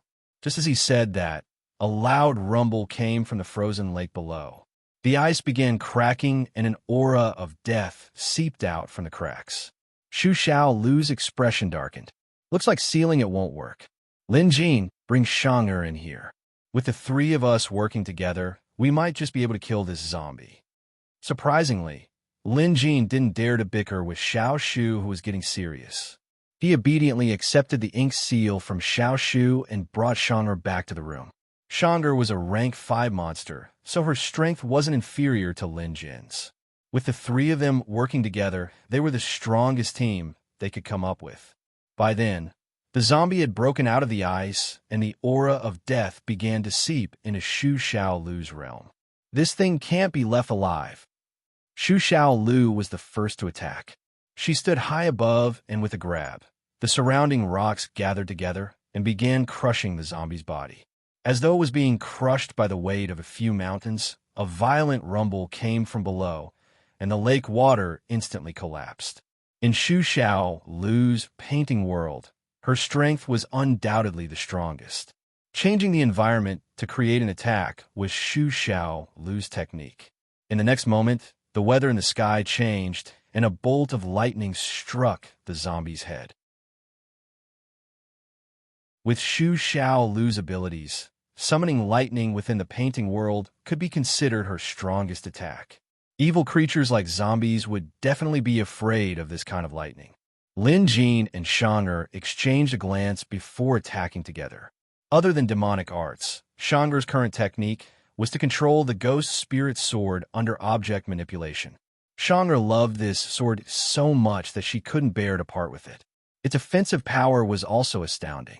According to Shang'er, there was nothing in this world that her ghost spirit sword couldn't slash through. Shang'er invoked a spell, and the ghost spirit sword was unsheathed. It turned into a ray of light and slashed at the zombie's neck. Before the sword reached its target, its sharpness was already there. Lin Jin hesitated for a moment. His forte was obviously Vulcan Edict, a domineering spell. To be honest, he liked it too. If he disliked an enemy, he could just cast a Vulcan Edict on them and let them go. The problem was, this was different. This was the realm of art. His flames were too strong and domineering. Even if he released Xiao Hua, it wouldn't work. If he destroyed Xu Xiao Lu's dispelling spell, it wouldn't be worth it. Hence, after some thought, Lin Jin took out his immortal binding rope. I'm a damage dealer, but now that I've been forced into a corner, I have no choice but to play support. Sigh. Lin Jin muttered to himself. Just then, the zombie seemed to have sensed the threat. With a tremendous force, it pushed aside the rocks that were crushing it and reached out to grab Shang'er's ghost spirit sword. With a clang, Shang'er's ghost spirit sword struck the zombie's arm. Although it managed to cut through the skin, it didn't break. Without a doubt, this zombie's body was much harder than ordinary metal. As for Xu Xiao Lu's divine lightning, it seemed like it couldn't do anything to the zombie either. No matter how many times it struck, the latter could just condense the aura of death again to resist the divine lightning. It's my turn now. Upon closer inspection, Lin Jin realized that the zombie was using its thick aura of death to resist the divine lightning, while simultaneously using its sturdy body to block the ghost spirit sword. However, it was obvious that the zombie didn't want the ghost spirit sword to reach its neck. Perhaps the neck was the opponent's weakness.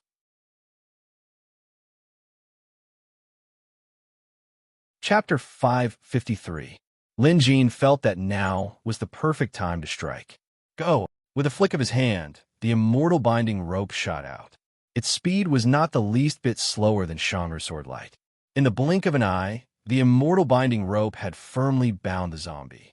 Although the zombie was resisting, even causing the immortal binding rope to creak, It was clear that the immortal binding rope was as reliable as ever, trapping the zombie in place.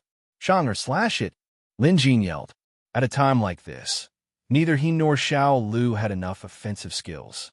Only Shang'er's ghost spirit sword had the strongest offensive ability. Shang'er didn't need Lin Jin's reminder. She had already found an opening. The ghost spirit sword sped up and slashed at the zombie's neck with tremendous force. The latter tried to dodge or block the attack, but was helpless against the immortal binding rope. There was a loud crash. The ghost spirit sword landed on the zombie's neck, cutting a third of its way in. Lin Jin took a look. Sure enough, it was a weak point. Although it couldn't be severed in one go, it was effective. "Do it a few more times," Lin Jin yelled. Shang'er changed her spell, and the ghost spirit sword flew out. It spun around and slashed again. This time, the zombie's neck was cut in half. "Break it!" Shang'er gritted her teeth and channeled all of her monster energy. As if there was an invisible hand holding onto the ghost spirit sword, she channeled even more power into it. With a crack, the zombie's neck snapped, and it tumbled to the ground. Success! Shang'er's ghost spirit sword was indeed terrifying. Lin Jin laughed proudly. Xiao Lu, on the other hand, remained calm and said, "Zombies, be it beasts or humans, they are immortal. Cutting off their heads can only dampen their spirits, not kill them." Perhaps to prove Xiao Lu's words, the decapitated zombie didn't collapse. Instead, it continued to struggle with all its might. A thick aura of death seeped out from its severed neck. This aura had even begun to corrode the surrounding environment, with Xiao Lu's painting world being the most affected. It was as if a painting had been stained. Furthermore, this stain was slowly spreading and seeping into the depths of the painting. In the end, it was difficult to remove. But Xiao Lu couldn't do anything about it now. Apart from that, the zombie's head that had been chopped off also let out a strange laugh at this moment. Black gas gushed out from the place where the head was chopped off, and it actually flew up with the head in an attempt to fly back to the body. Obviously, this matter could not be allowed to succeed. Shang'er immediately controlled the ghost spirit sword to slash at the zombie's head. However, no matter how many times Shang'er slashed at the zombie's head, it would always be wrapped in black gas and regenerate. Just like what Xiao Lu said, zombies were immortal. Lin Jin really wanted to use fire, but unfortunately, this was the art world. In the next instant, Lin Jin had an idea. This zombie was extremely powerful, and he could only suppress it in Xu Xiaolu's painting world by relying on Xu Xiaolu's power. However, if he were to take the head out by himself, it shouldn't be a problem for him to burn it. Flames could purify everything. In particular, Lin Jin's flames were almost on par with the legendary true fire of immortals. He immediately explained the situation to Xu Xiaolu, and the latter nodded in agreement. Xu Xiaolu stretched out his hand and grabbed at the air, and the zombie head that was flying over was sucked into a rift, vanishing from sight. Then, with a sweep of her gaze, Lin Jin was transported out of the art world as well. Xu Xiaolu's Heaven and Earth ink was indeed impressive. Lin Jin's vision blurred for a moment before he found himself in a deserted wilderness. This place seemed to be quite a distance away from Tianxian Kingdom. Not far away, the zombie head appeared out of thin air. This was no longer the art world, so Lin Jin could cast fire spells at will. The zombie's head didn't have much consciousness. Now that it was transported out, Lin Jin couldn't find its body, so it immediately let out a furious and terrifying roar. "Where's my body? Where's my body?" Its words were muffled as if it was screaming in a strange voice. As it screamed, it pounced at Lin Jin. Dense black gas spread around its head. Plants that came into contact with it withered instantly. Even the rocks and other inanimate objects looked as if they had been weathered for decades, becoming filthy and mottled. Lin Jin mused, "This zombie is truly uncanny. Despite only having a head left, it's incredibly agile. Spells might not even hit its target." Xiao. Lin Jin immediately changed tactics and summoned Xiao to deal with the zombie. Xiao was a Dharma body and a spirit of fire, so he shouldn't be afraid of the zombie's deathly aura. Lin Jin decided to let Xiao Hua fight it and see what the outcome would be. In an instant, a ball of flames flew out and took on Xiao Hua's appearance. Instead of transforming into a giant wolf, Xiao Hua maintained his normal size and bit down on the zombie's head. Even before he reached it, the scorching heat had already engulfed it. Sure enough, the zombie's head was afraid of fire. It spat out a mouthful of black blood in a futile attempt to put out the flames on Xiao Hua's body.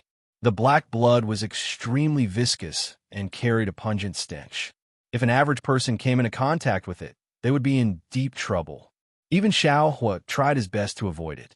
Only when the zombie's head was spitting out black blood did Xiao Hua pounce over and bite down on the zombie's face. His sharp teeth were like red-hot nails that could instantly crush a rock into pieces. However, the zombie's head was clearly tougher, so his sharp teeth only managed to pierce a little bit of its dark gray skin. However, Xiao Hua's attack didn't stop there. Boom! Xiao Hua spat out a ball of flames from his mouth. This ball of flames contained the power of 3 different types of flames. Just the sparks that flew out were enough to set the surroundings ablaze, turning everything within 100 meters into a sea of fire. Lin Jin stood 100 meters away, watching everything unfold. This was the advantage of having a pet beast. If he encountered a tough opponent, he could just use his pet beast. It would save him the trouble of fighting the enemy himself, which made things much safer. Just then, another ball of black energy erupted in front of him. However, it was soon suppressed by an even more ferocious flame and gradually dissipated into nothingness. It's over. Lin Jin could vaguely tell that this battle had come to an end. Xiao Hua was no longer the same as before. He was now an excellent rank 5 pet beast, and his fire attribute was a natural counter to the zombie's aura. Moreover, he wasn't dealing with an entire zombie, but just its head. Hence, Lin Jin didn't think there would be any problems from the start. Although it took a lot of effort, the outcome wouldn't change. That was how it was now. Lin Jin strode into the fire. Thick smoke billowed everywhere, and the ground was charred black. There were even sparks and flames in the area. Where Xiao Hua was, the ground had been melted and cooled down again. Hence, stepping on it felt like stepping on glass as cracking sounds could be heard. Lin Jin looked at Xiao Hua as he crushed the remaining skull in his mouth and swallowed it. He ate it, but before he ate it, Lin Jin clearly saw that all that was left of the zombie's head was a burnt skull, and the skull was also incomplete. After Xiao Hua chewed it to pieces and swallowed it, even if it was indestructible, it would still be done for.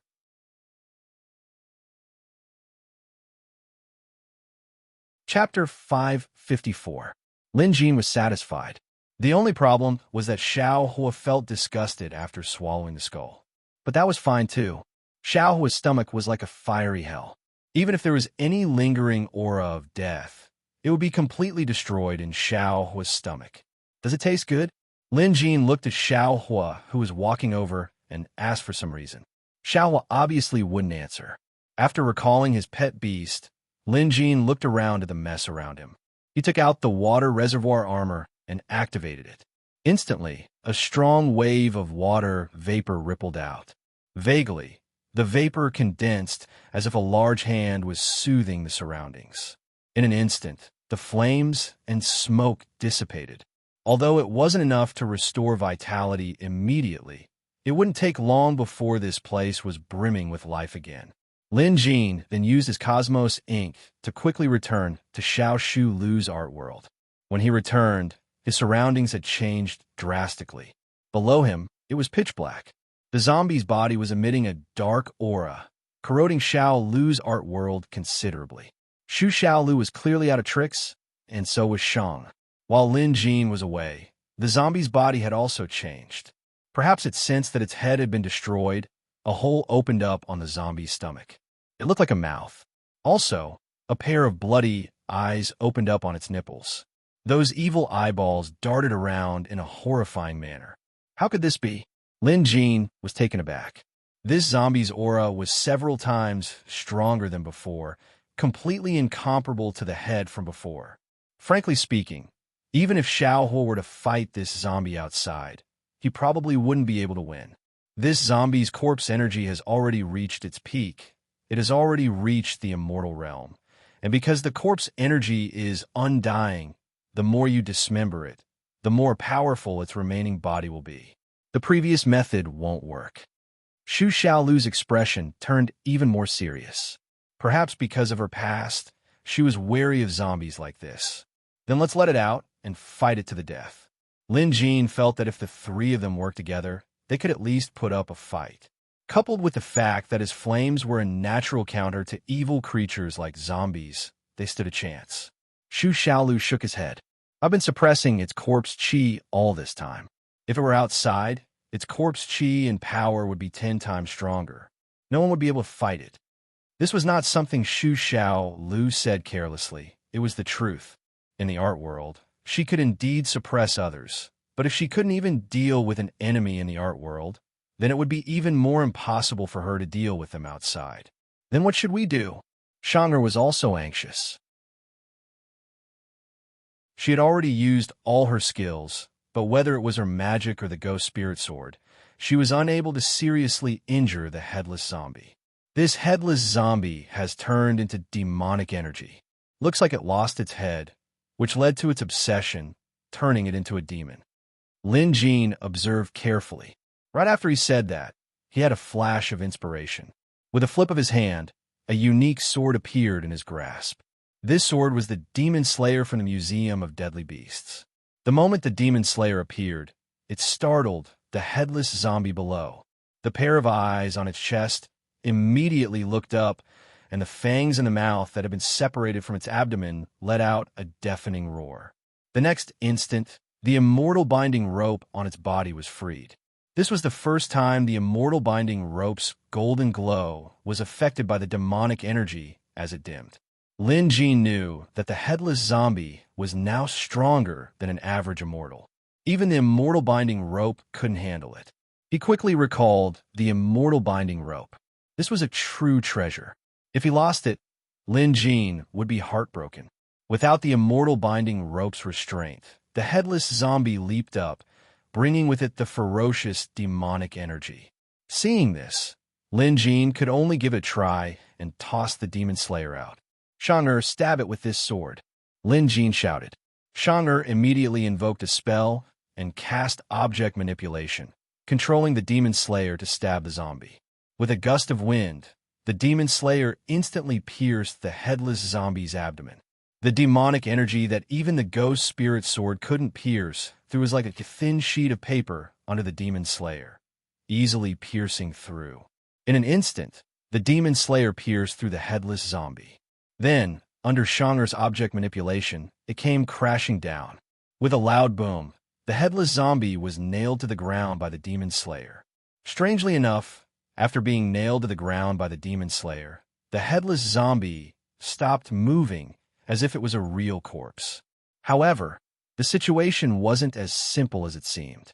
Lin Jin could tell that the headless zombie was only being suppressed by the Demon Slayer. If the sword were to be pulled out, it would immediately come back to life. However, being able to suppress it now was a good thing. It's a pity that my painting realm isn't strong enough. If I were stronger, I could trap this headless zombie to death, making it impossible for it to escape.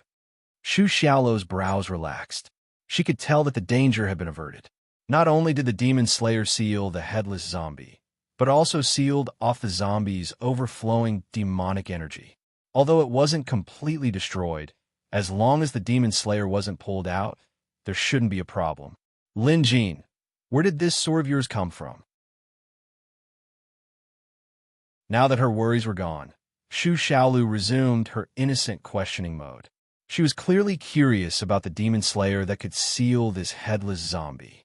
As long as it was something she was curious about, she would find a way to get her hands on it. Lin Jin knew this very well. Don't even think about it. Even I can't retrieve it.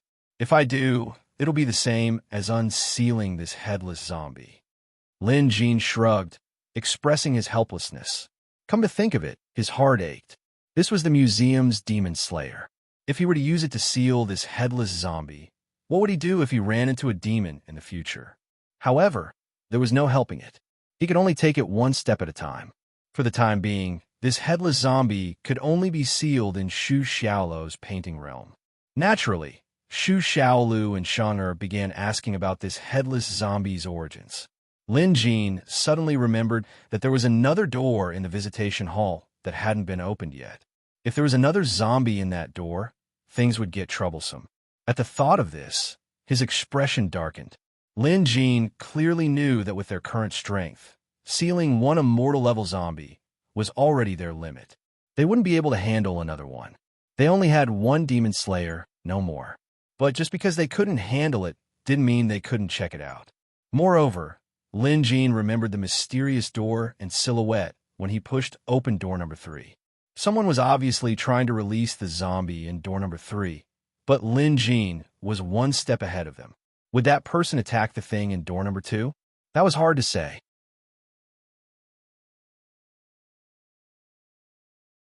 Chapter 555.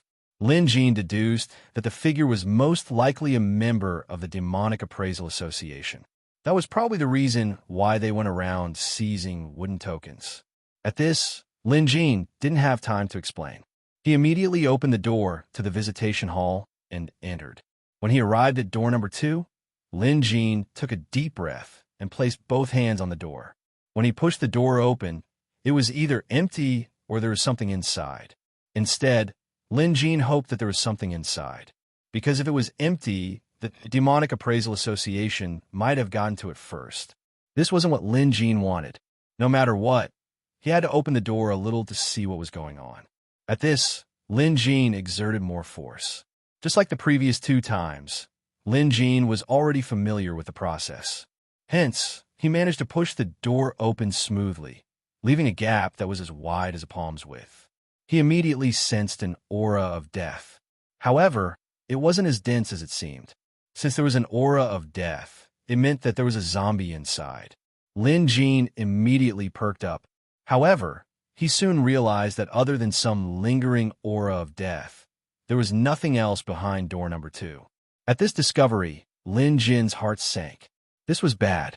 In a situation like this, there was lingering aura of death, but no zombie inside. This meant that someone had gotten to it first. Lin Jin was frustrated. However, there was nothing he could do about it. He had already snatched one, so he didn't have the time to deal with the other one. Even if the Demonic Appraisal Association hadn't taken it away, Lin Jin wouldn't have been able to deal with it. The previous one was already dangerous enough. If there was another one, something bad would definitely happen. Hence, despite his reluctance, this was inevitable. This made Lin Jin wary. The Demonic Appraisal Association had taken away the zombie behind door number 2, and they had suffered a great loss at door number 3. In addition to the grudge between them, Lin Jin had to be on his guard. Who knew? They might already be preparing for revenge. Lin Jin sighed. He could only deal with the situation as it came. Fortunately, he had plenty of powerful helpers on his side, and they were all within Tianxian Royal City. Even if the Demonic Appraisal Association wanted to invade, they would have to think twice. Even if they did, Lin Jin wasn't afraid. At most, they would just have to fight it out. Lin Jin returned to Peach Blossom Residence, where Little Library and Shang'er were already waiting for him. This time, Lin Jin told them about the Demonic Appraisal Association. As for where the zombies came from, Lin Jin could only drag Curator into it. After beating around the bush for half a day, Lin Jin finally managed to deceive him. Upon hearing that someone would be coming for revenge, and that the other party was a powerful one at that, Shang'er was elated. This way, Lin Jin wouldn't chase her away. Xu Xiaolu, on the other hand, looked excited. It was obvious that she enjoyed fighting. However, Lin Jin felt that it was better to plan ahead. He asked Shang'er if Big Yellow had woken up. In less than 10 minutes, a figure flew out of Peach Blossom House, heading straight for Jade Dragon Kingdom. Lin Jin instructed Shang'er to bring Goldie over as soon as possible. Of all the beasts Lin Jin had, Goldie was undoubtedly the one with the greatest potential. If this rooster with the Golden Crow's bloodline went all out, even Lin Jin might not stand a chance. Moreover, Goldie's flames were different from Xiaohua's. The enemy might have zombies as well, so bringing Goldie over was definitely the right choice. If time allowed, Lin Jin would even get Zhao Jingyan to come as well. Zhao Jingyan's pet beast, the phoenix, was equally powerful. With Lin Jin's help, no matter who came looking for trouble, they would be served with a fire that could burn them to ashes. Truth be told, Lin Jin was a little intimidated by zombies. They were invulnerable to weapons, water, and fire. Even if he brought Goldie and Zhao Jingyan here, they might not be able to handle them. But now, Lin Jin had no other choice. As the saying went, know thyself and thy enemy. Suddenly, Lin Jin remembered something else. That was the zombie itself. Now, Lin Jin could basically confirm that Dowlord once owned the Visitation Hall and even a museum of deadly beasts. This would explain how he became the world's #1 expert back then. If that was the case, only someone related to Dowlord could refine zombies in the Visitation Hall. Among those related to Dowlord, the only one who could be related to the word zombie was one of his 6 disciples, a corpse cultivator of the 6 beasts. Lin Jin's heart lit up. That's right. This was a direction. Now, it seemed that the corpse cultivator was the only one who could possibly refine zombies. Lin Jin had once crossed paths with the insect cultivator of the 6 beasts, and they even fought to the death.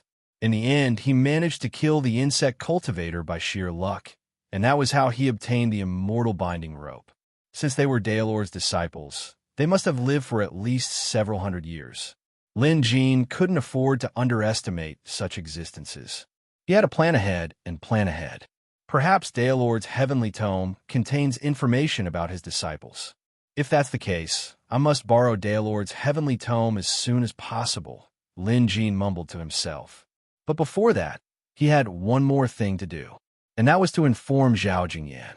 Lin Jin couldn't wait for the Visitation Hall to reopen, as that would take a few more days. He thought an idea. Since he could already open doors number 2 and 3, he might be able to open door number 12 too. Number 12 was Zhao Jingyan's wooden door. As for what would happen after he opened it, Lin Jin had no idea. But there was no harm in trying. In any case, Lin Jin was now addicted to pushing doors. Entering the Visitation Hall once more, Lin Jin put on the curator's mask and walked up to door number 12. He reached out to push it open. Open!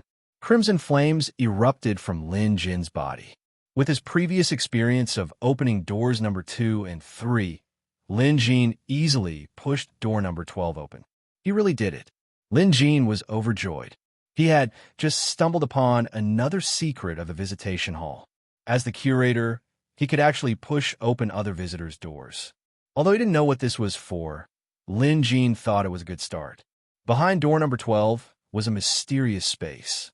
Lin Jin stepped inside.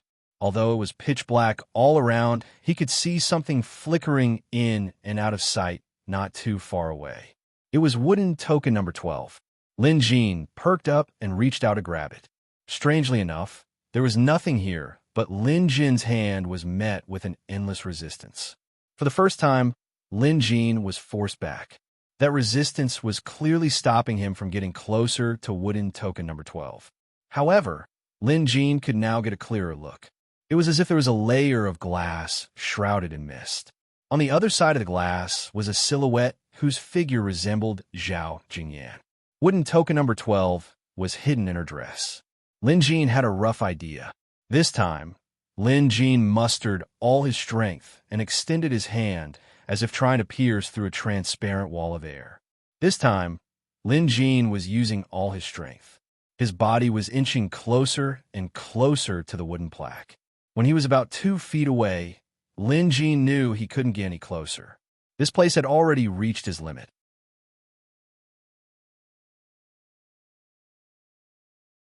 Chapter 556. But at this distance, Lin Jin didn't know if he could contact Zhao Jingyan. Fortunately, he could vaguely see Zhao Jingyan's situation from here. She seemed to be in a large hall with many corpses around her. It seemed like a huge battle had taken place here not too long ago. Lin Jin recalled that Zhao Jingyan had been attacking Phoenix Palace to reclaim her position as their great commander. She had obviously been trying to do so all this while.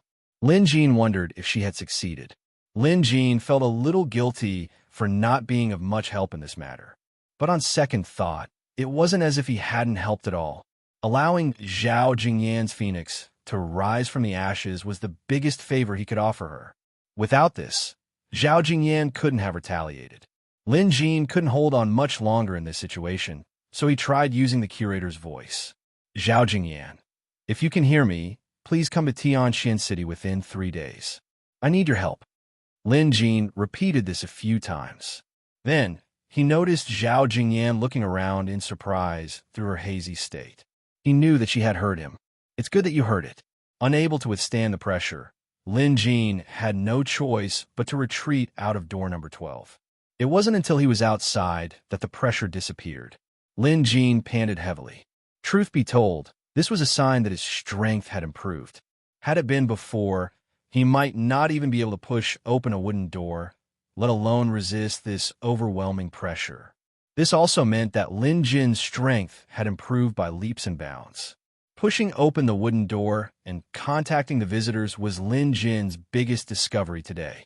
If he had to deal with existences like the Zombie Cultivator and the Demonic Appraisal Association, among the visitors, only Zhao Jingyan could be of help.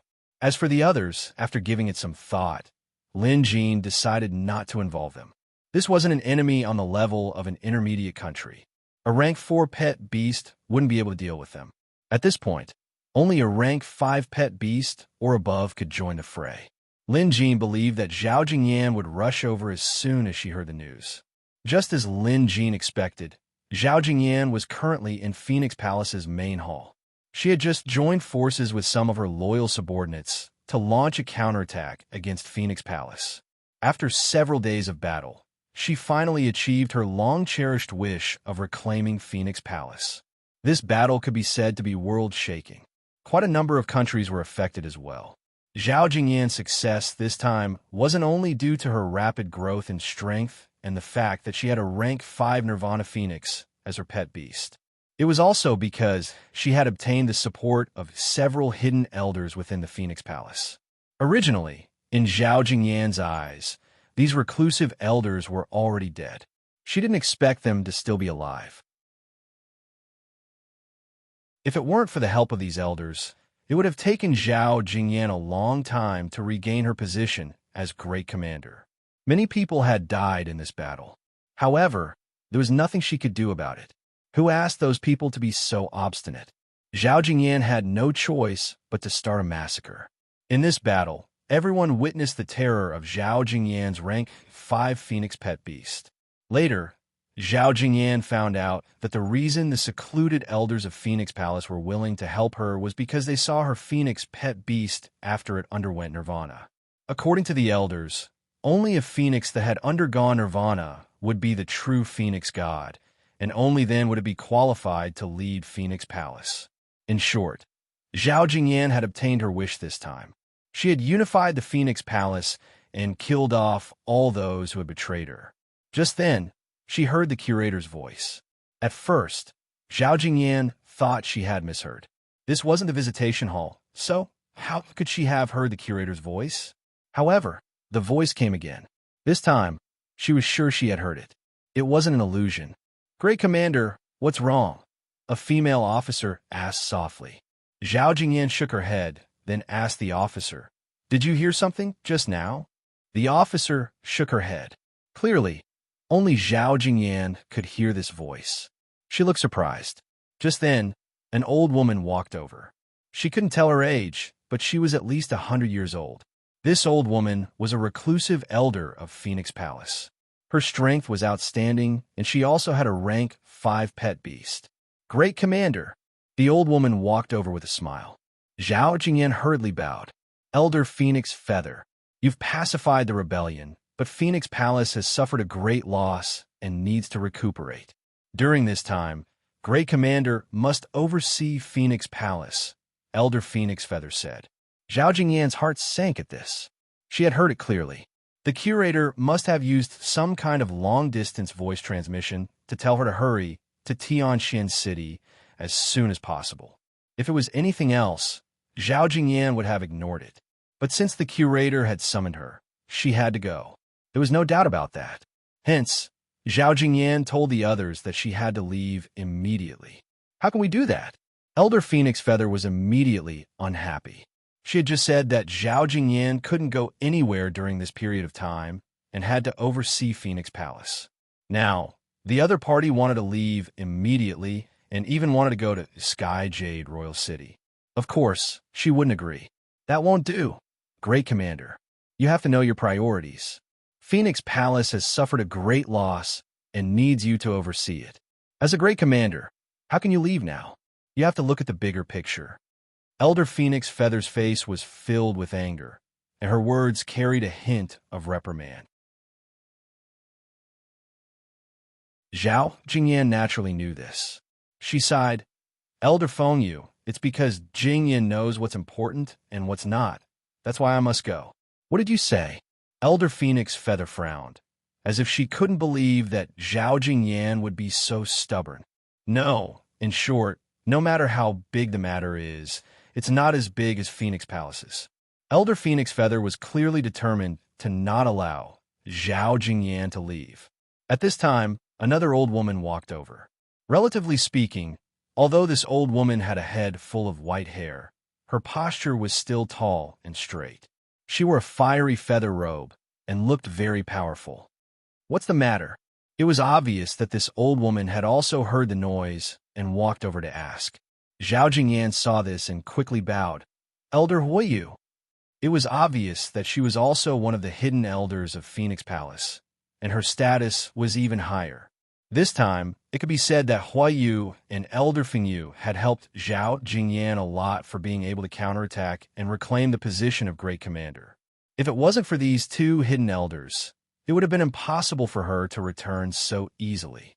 Moreover, in terms of status and experience, these two were her seniors, so they deserved to be respected. Zhao Jingyan explained the situation to the two elders in detail, then said, Elders, Jingyan knows that Phoenix Palace needs to recuperate and can't do without me, the Great Commander.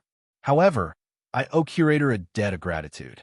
If it weren't for Curator, my pet beast wouldn't have been reborn.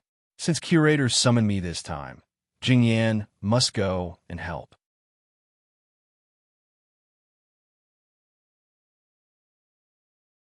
Chapter 557. Hearing the truth, the two elders furrowed their brows. Obviously, Elder Fengyu still stubbornly believed that Zhao Jingyan, as the great commander of Phoenix Palace, shouldn't be out at this time. Elder Huiyu said in a deep voice, I have heard of the curator's name. Previously, I thought it was strange. Jingyan, it's impossible for you to make a phoenix undergo nirvana by yourself. Let's not talk about you. Even Fengyu, and I might not be able to do it. That curator actually understands the habits of phoenixes and knows the path of nirvana. He is a true expert of the present age. Since you are indebted to the curator, he has summoned you to clean up. Go, leave Phoenix Palace to me and Elder Fengyu. Hearing this, Zhao Jingyan was overjoyed and hurriedly bowed to express her thanks.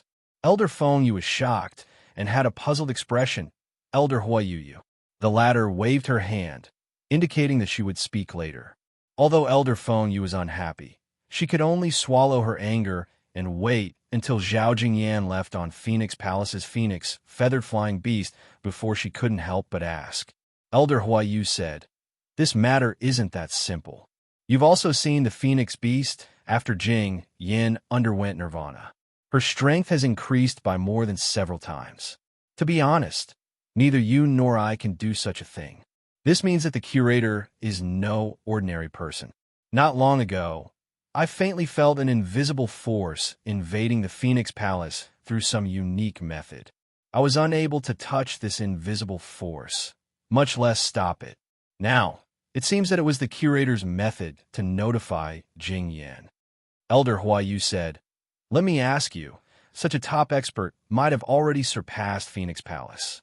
It's definitely not a good thing to offend him. On the contrary, if we can continue to be on good terms, it will be a great blessing for Phoenix Palace. When Elder Fengyu heard these heartfelt words, she was silent for a moment before nodding. Obviously, she also approved of it. Fengyu, you and I are already old and don't have much lifespan left. We originally thought that we could live in seclusion for a few years, but we didn't expect to encounter internal strife in Phoenix Palace. This can be considered a catastrophe. Now that Phoenix Palace's vitality has been greatly damaged, if news of this spreads, it will definitely be spied on by some former enemies. Even if Jing Yin is in charge, how long could she hold on? If we can pull in a strong external aid, Phoenix Palace will be able to survive this disaster. Clearly, Elder Huayu was thinking further. Elder Fengyu pondered for a moment and had no choice but to nod. But from what I heard from Jing Yin, that curator seems to have encountered some trouble. What if our Phoenix Palace is implicated? Elder Fengyu voiced out another layer of worry. That's fate. You can't have all the good things. Sometimes, luck is also very important. Elder Huayu laughed. Let's do it this way. During this period of time, we'll guard Phoenix Palace and inquire about the situation in Tianxin Royal City. In my opinion, something big is probably going to happen there soon. After exiting the visitation hall, Lin Jin secretly changed into the curator's outfit. He was going to visit Emperor Feng Junwu of Tianxin as the curator and borrow the heavenly tomes of the Tao Lord. To Lin Jin, this was an urgent matter. Along the way, Lin Jin had thought of someone who could help him deal with the Corpse Cultivator and the Demonic Appraisal Association. He had fought the abbot of Daluo Temple before, and he knew that the abbot was a true expert. Each of his 4 guardian beasts was at rank 5, and each of them could rival a premium country in terms of combat power. If he could invite the abbot of Daluo Temple, Lin Jin felt his chances of success would increase. But the problem was that he was too far away to inform the abbot. Moreover, after giving it some thought, Lin Jin knew that he couldn't invite the abbot as Lin Jin, so he had to use the curator's identity. However, he had used the curator's identity to cause trouble at Daluo Temple. Although they had reconciled, who knew what the abbot was thinking after the incident? Moreover, Lin Jin's attitude as the curator back then was that he was the second strongest in the world. Asking for help now would be too degrading. The main problem was that he didn't have enough time. Tianxin Royal City was too far away from Daluo Temple, and the trip would take up a lot of time. As he pondered, Lin Jin arrived outside Tianxin Palace. Someone came up to question him, and Lin Jin revealed his identity. Someone immediately went to report the matter. Soon, Lin Jin saw Yin Quan, the chief steward of Emperor Heavenly Jade, hurrying over. Are you curator? Yin Quan sized up Lin Jin. Wearing a Beast King mask and a long robe, Yin Quan stood tall and imposing. Just by looking at him, one could tell that he was extraordinary. Yes, I'm here to pay a visit to Emperor Heavenly Jade, Lin Jin said. After all, he was now playing the role of the curator, and he was experienced in this. Experts had the bearing and the way they spoke. After the incident at Daluo Temple, Lin Jin's acting was flawless this time. Curator, please. Yin Quan was someone who had seen the world, but now, facing the curator, he felt an inexplicable sense of oppression. So much so that Yin Quan didn't dare to look at the curator's mask. Yin Quan was currently leading the way, while Lin Jin trailed behind. Behind them were some guards and pet beasts, probably afraid that something might go wrong. Besides that, Lin Jin could feel the undercurrents around him. Many experts were lying in ambush. Lin Jin understood this well. If he were the emperor, he would be wary of meeting a peerless expert, even if he already knew that the person was coming. If this was Daluo Temple, Lin Jin would have released his aura to suppress all beasts within several hundred meters of him. Even those who were further away would be affected and frightened by his aura. However, Lin Jin was here as a guest to borrow the Tao Lord's heavenly tome, so he couldn't be so overbearing. Hence, Lin Jin ignored their petty actions and followed Yin Quan. When they arrived at a large hall, Yin Quan had Lin Jin wait while he went in to inform the curator. Lin Jin nodded. After Yin Quan went in, Lin Jin was left standing alone outside the hall. It might seem quiet, but there were many powerful auras around. This was clearly different from the last time they met Lin Jin. Last time, it was casual, but this time, it was as if he was facing a formidable enemy. Fortunately, Yin Quan soon came out to invite Lin Jin in. Once Lin Jin entered the hall, he suddenly stopped in his tracks. because there was an invisible pressure on the empty ground in front of him. Lin Jin didn't sense it, but the door to the guest hall behind him vibrated. There was clearly something fishy up ahead. Lin Jin figured it was some kind of formation. Once inside, as long as someone activated it, it would immediately turn into a killing formation. But Lin Jin wasn't afraid.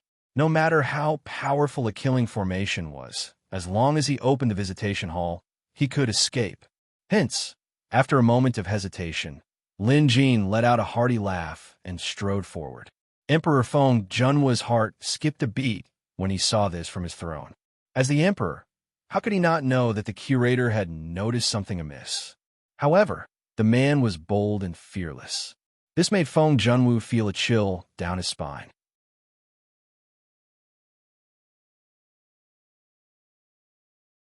Chapter 558. However, he was the emperor of a premium country after all. Even if a landslide were to happen, he wouldn't show any signs of fear. Lin Jin stood in the center of the formation, standing right in front of the butcher's knife. He greeted, "Greetings, Emperor Tian Xian." His bearing was impressive. Feng Junwu said, "I've long heard a curator's great name. Now that I've met you today, you truly live up to your reputation." This opening wasn't creative at all. It was just average. "Your Majesty, you flatter me.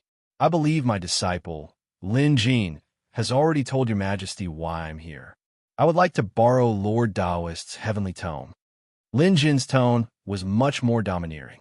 After all, he was the curator now, and this was how he behaved. Direct and domineering. That's right. Appraiser Lin has indeed told me about it, but before Feng Junwu could finish, Lin Jin interrupted. "Your Majesty, please don't worry. I won't be taking Lord Daoist's heavenly tome away. Also, I will certainly reward you accordingly. Whether it's for beast evaluation or treatment, you may request for it." Lin Jin's tone was arrogant, but no one doubted his words since he was the curator. Feng Junwu had wanted to raise some conditions, but he didn't expect the curator to be so direct. "You could be so arrogant just because you're strong. Who else would dare to say something like this in front of me?"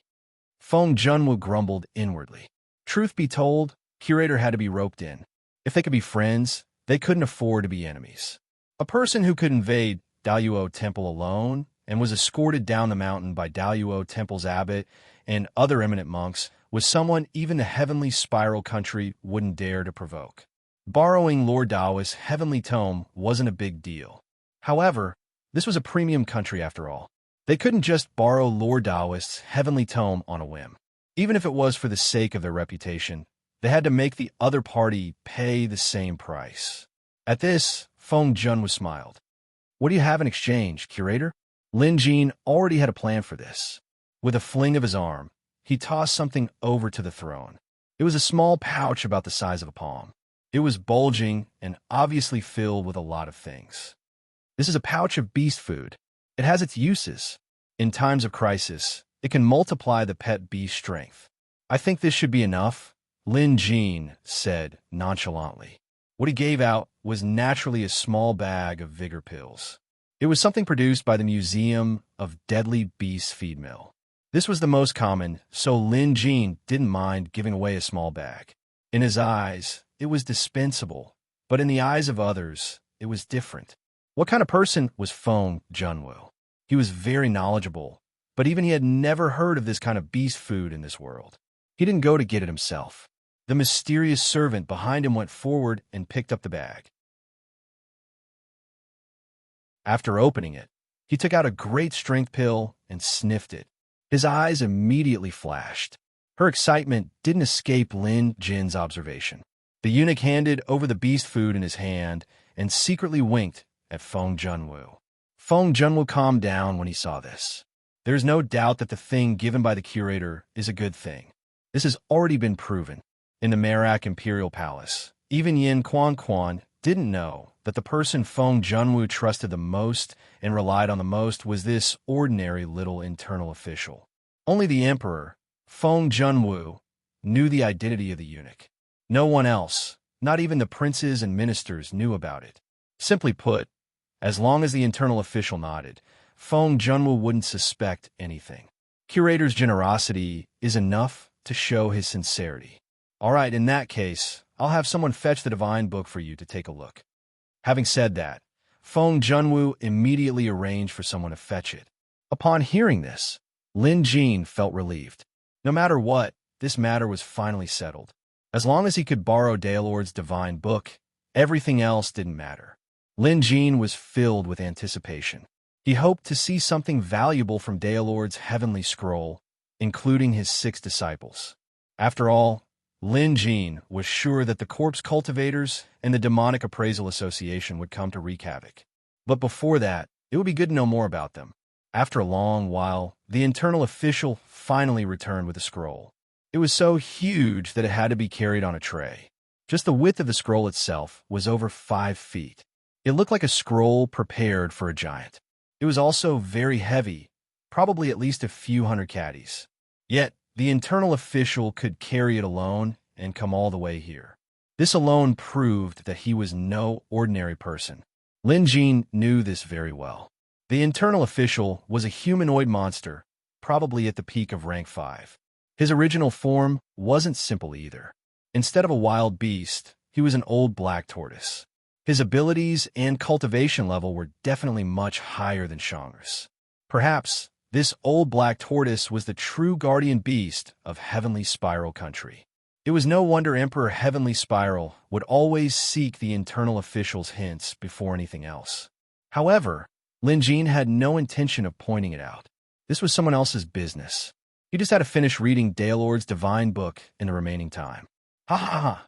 Curator, this is Daelord's divine book. It's Heavenly Spiral's most valuable treasure. Curator, you can read it in this hall. You can even read it for a few days, Feng Junwu said with a smile. Clearly, he had no intention of leaving. What a joke. This was Daelord's divine book. It wasn't that Feng Junwu was worried that Curator would snatch it away. He just wanted to know what was written inside. This item had been in the vault for hundreds of years, and no one had been able to understand the words written on it. Feng Junwu knew very well what kind of person Daelord was. He was the world's #1 expert several hundred years ago, and no one could defeat him. However, Daelord had an eccentric personality, and people knew very little about him. They didn't even know what Daelord looked like. All they knew was that he was wearing a mask with the word Dao. Just how eccentric was this Daelord? The words he used were never seen before in this world. There were many things left behind by Daelord, but the problem was that Lin Jin couldn't understand most of them. As Emperor Heavenly Spiral, Feng Junwu could gather talents from all over the world. He had tried to decipher Daelord's words before, but none of his attempts succeeded. In fact, when Lin Jin heard that Curator wanted to borrow Daelord's divine book, his first reaction was to wonder if Daelord could understand it. However, Curator never raised any questions about whether Daelord could understand it. It was as if Daelord could. Although Feng Junwu was curious, he didn't ask. Whether or not Daelord could understand it, he would find out soon enough. By then, Daelord's divine book was placed in front of him. He was excited. One of his goals for coming to Heavenly Spiral Nation was to become a rank 4 beast appraiser, which he had achieved. The other goal was to borrow Daelord's divine book. Now, Daelord's divine book was right in front of him. How could he not be excited?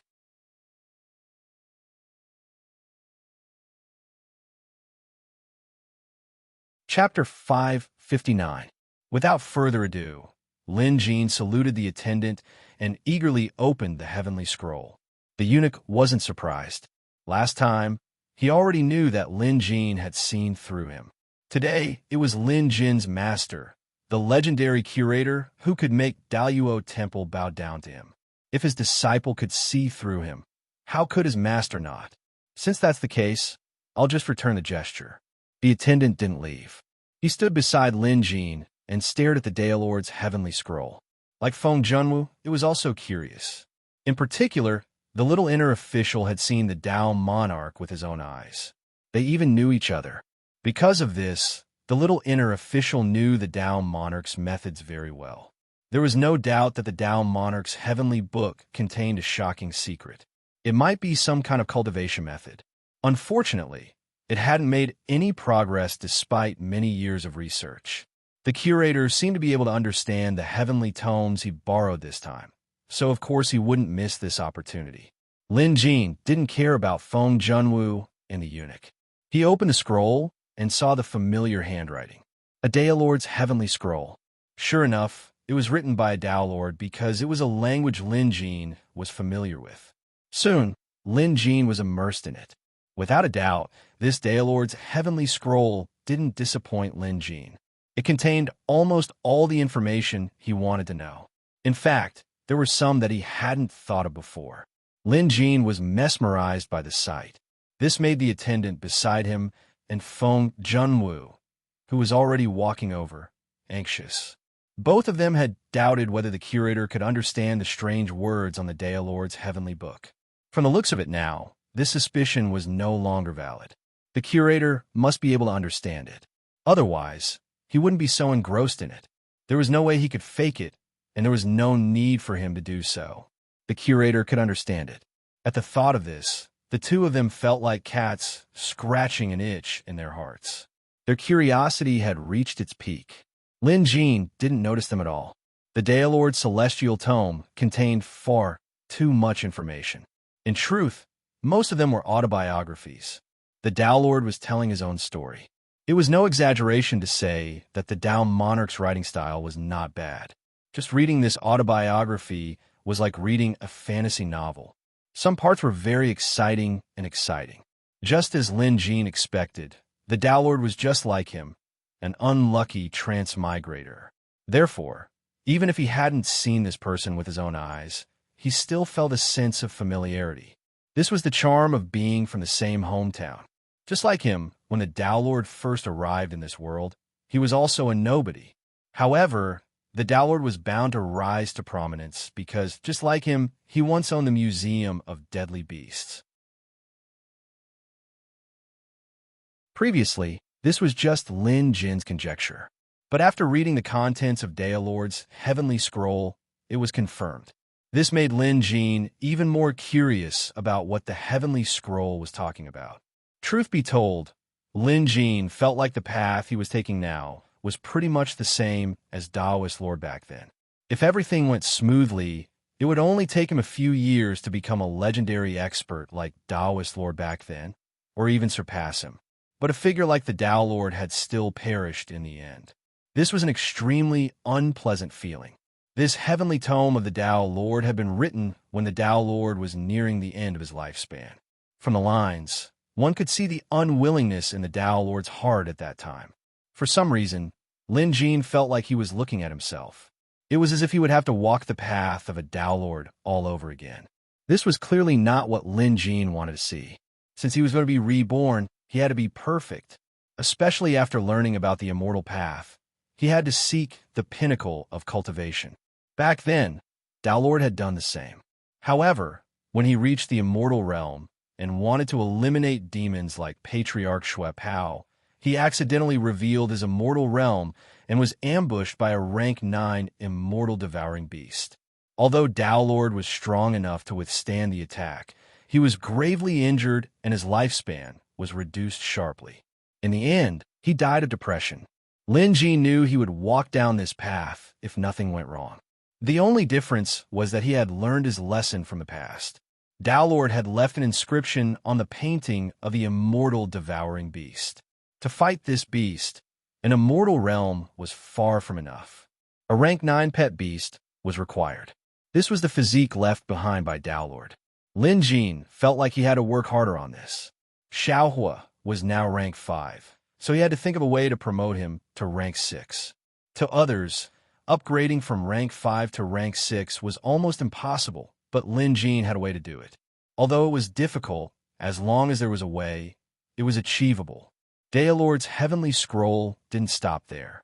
Other than the content of his autobiography, the heavenly scroll also recorded many things, including Dao Lord's old friends and acquaintances, as well as his enemies. Reading these things was exhilarating.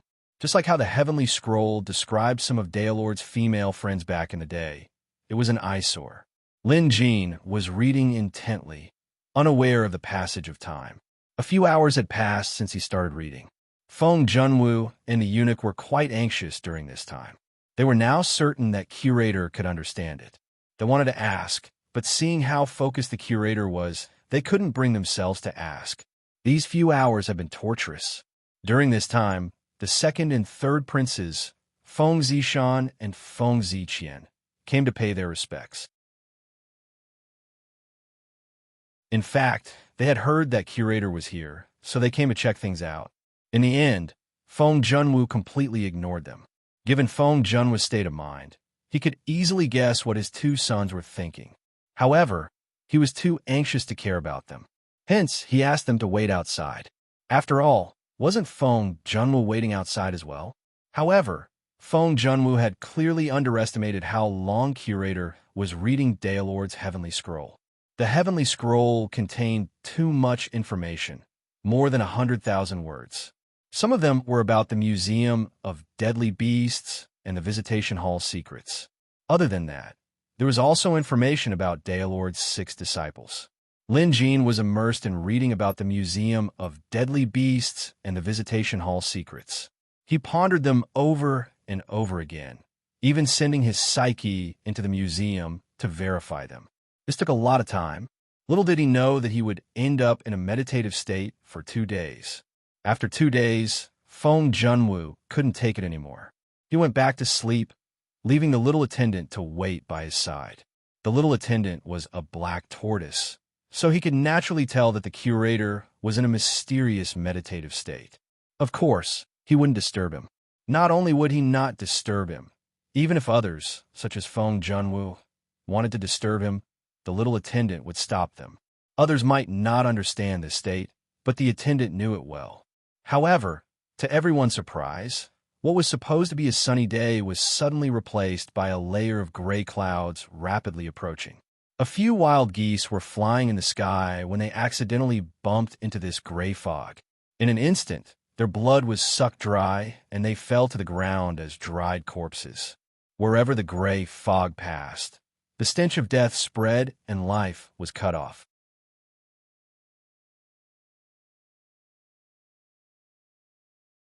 Chapter 560. Upon closer inspection, this gray cloud resembled the shape of a giant palm pressing down from afar with a terrifying aura. This heretical phenomenon naturally caused a commotion. After all, this was Tianxian Royal City, the largest city in Zhongzhou. There were plenty of experts here, so people reacted immediately. Some experts sent their pet beasts to investigate, but none of them returned. They were shocked to discover that this giant gray cloud hand was not something they could provoke. But many weren't afraid, because this was Tianxian Royal City. Feng Junwu was notified immediately. When he went outside, he looked up at the sky with a solemn expression. Investigate immediately. As the emperor, Feng Junwu only needed to give the order. Rank 4 flying beasts immediately took to the skies. At that moment, the giant hand stopped, and a voice came from the sky, echoing throughout Tianxian Royal City. Greetings from the Dao Lord's Corpse Daoist, Ghost Daoist, and Merak Daoist. Today, we are here for revenge. Those who have nothing to do with this, please leave. Lin Jin, curator, come out and accept your death. His voice was filled with anger, and it resounded throughout the entire Tianxian Royal City like a clap of thunder. Many people's ears buzzed, and many ferocious beasts were intimidated by the 5 elements' energy and prostrated themselves on the ground. Just from this alone, one could tell how powerful the newcomer was. If he wasn't, he wouldn't have dared to cause trouble in Tianxian Royal City. Fortunately, the Corpse Cultivator and Ghost Cultivator wouldn't target the Tianxian nation, but they were clearly fearless. Many people had heard of the Dao, Lord's disciple. The 6 Beast Daoist was famous. Insolence. Feng Junwu was infuriated by the arrogant words. No matter who the other party was, whether they were targeting the Tianxian nation or not, they couldn't just come here to cause trouble without warning. Otherwise, Tianxian would lose face. However, at this moment, another voice came from the sky. This is only a personal grudge. If we have disturbed the spiral great nation, we apologize in advance. After this, we will pay you a visit and make amends. We will also offer you generous gifts. As the voice spoke, the silhouette of a giant beast loomed in the gray clouds. In an instant, The trees in Tianxian City withered, and the wells and rivers dried up as if there was a 10-year drought. That's a drought demon zombie. The young eunuch stood beside Feng Junwu with a solemn expression. Obviously, while apologizing, the ghost Dao and the corpse Dao were also showing their powers, telling the others not to interfere. Now it all depended on Feng Junwu's choice. He was the emperor of Tianxian, and he was the only one who had the final say in this situation. At this moment, he hesitated. The other party was not an ordinary cat or dog. Just by looking at its power, it was obvious that the other party had a lot of rank 5 beasts. Should Tianxian intervene and get involved? At this moment, a ray of light shot into the sky from the Heavenly Jade Academy side. There was more than one. At least a dozen streams of light flew up. They were the teachers of the Heavenly Jade Academy, rank 4 beast appraisers. The one leading them was Xu Xiaolu. While others might be afraid of zombies, she viewed them as a formidable foe. No matter who they were, they had come to her territory to cause trouble and seek revenge on Lin Jin. She couldn't just sit back and watch.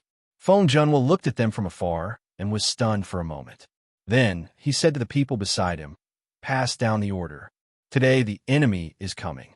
We will fight with all our strength." That was inevitable.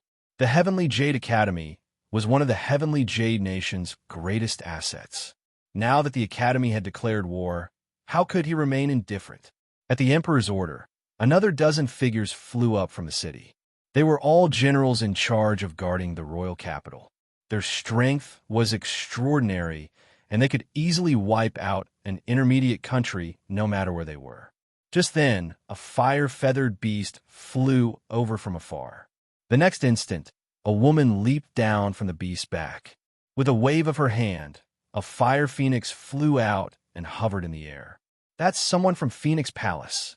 Someone who knew their stuff immediately recognized them.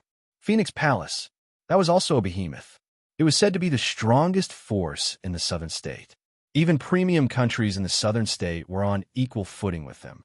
Their status was on par with Daiyuo Temple of the Grassy Continent. The people from Phoenix Palace seemed to be looking around. Then, they spotted familiar faces and went over to stand with the people from the Heavenly Jade Academy to fight against the enemy in the sky. Phoenix Palace is here to help. This was what everyone was thinking. Feng Junwu was shocked. One had to know that even he couldn't invite the people from Phoenix Palace.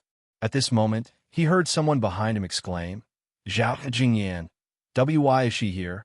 Feng Junwu turned around and saw his third son, Feng Ziqian, speaking.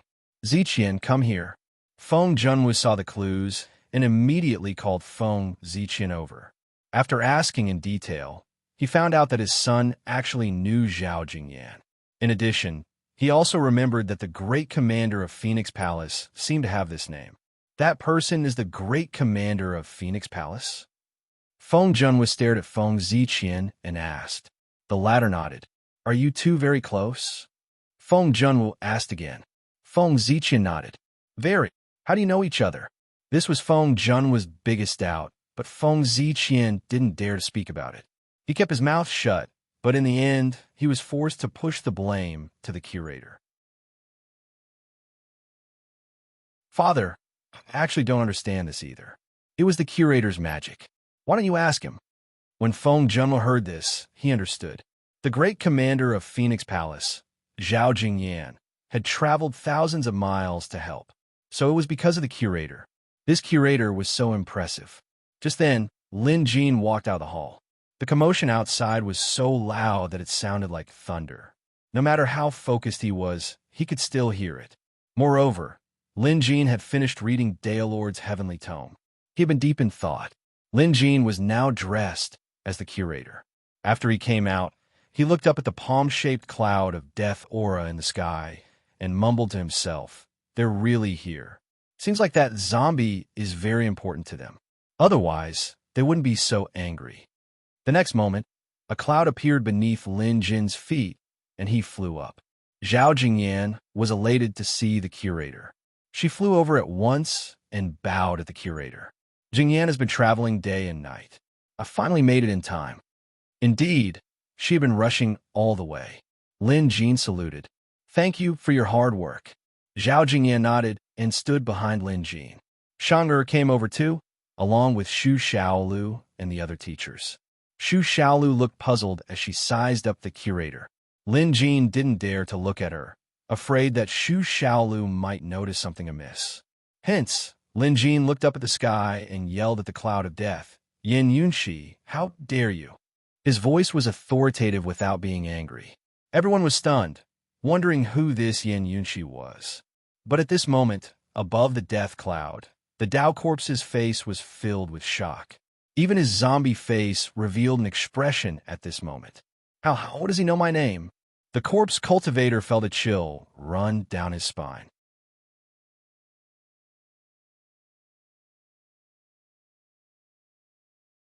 Chapter 561. Beside the corpse Dao was a ghostly figure. The ghostly figure's face couldn't be seen clearly, but it exuded an eerie, ghostly aura. Its black robe seemed to be woven from black water. From time to time, twisted faces would pop out, emitting ear-piercing, ghostly howls. This person was the Ghost Dao of the Six-Path Beast Dao. Ghost Daoist was also shocked. Corpse Daoist, so your real name is Yin Yunxi. Clearly, even the Ghost Dao didn't know about this. That was why the Corpse Dao felt fear. In his memory, the number of people who knew his real name could be counted on one hand, and they should all be dead. No, that's not it. The Corpse Dao suddenly realized. There were indeed many people who knew his real name, but ever since he became the Corpse Dao, he no longer used his previous name. Apart from himself, there was only one person who knew that the Corpse Dao was Yin Yunxi. His master, the Dao Lord. The soul talisman on the Corpse Dao's forehead was glowing. Clearly, he was struggling internally. The person who spoke just now was wearing the iconic Beast King mask. Without a doubt, he was the curator who had been in the limelight recently. In fact, these days, the Corpse Dao had already learned about the curator's arrival in Tianxian Royal City through some informants. Therefore, he went to find the Ghost Dao and brought many experts to cause trouble. This time, the Corpse Dao was very confident. His and the Ghost Dao's strength was enough to make the top countries wary. Although they came to Tianxian Royal City to cause trouble, as long as they said they were here for personal revenge, he believed that Tianxian wouldn't get involved.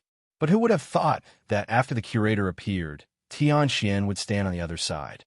Even so, the Corpse Dao didn't think much of it. This time, he came prepared. Although he had lost his physical body, he managed to retrieve his zombie pet beast. This pet beast wasn't simple.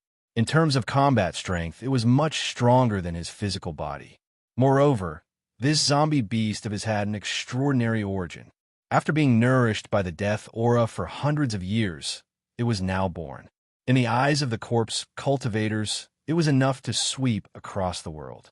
This was also why he dared to attack Tianxian Royal City. Tianxian great country, so what? Without the zombie beast, he wasn't afraid. Now, not only did he have the zombie beast, but he also had the Ghost Dao to help him. Even if it was Tianxian great country, he would still fight. He had the strength now. However, the curator had revealed his real name, and this had frightened the Corpse Dao. He thought to himself, could it be that this curator has some sort of connection with Master? That should be the case.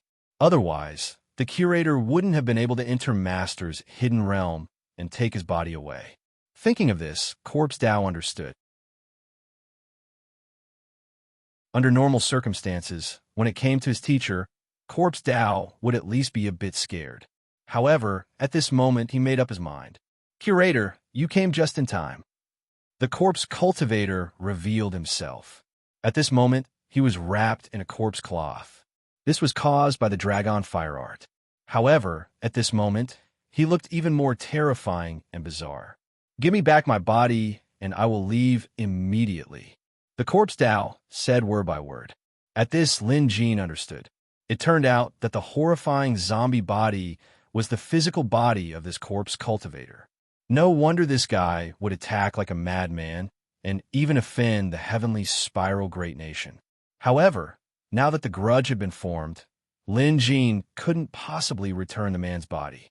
Moreover, if the body mutated, it would be best if it was sealed by the demon slayer.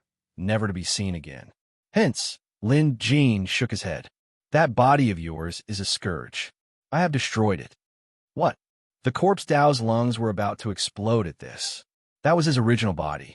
He had paid a huge price to refine it into a corpse, and only he knew how hard it was to do so.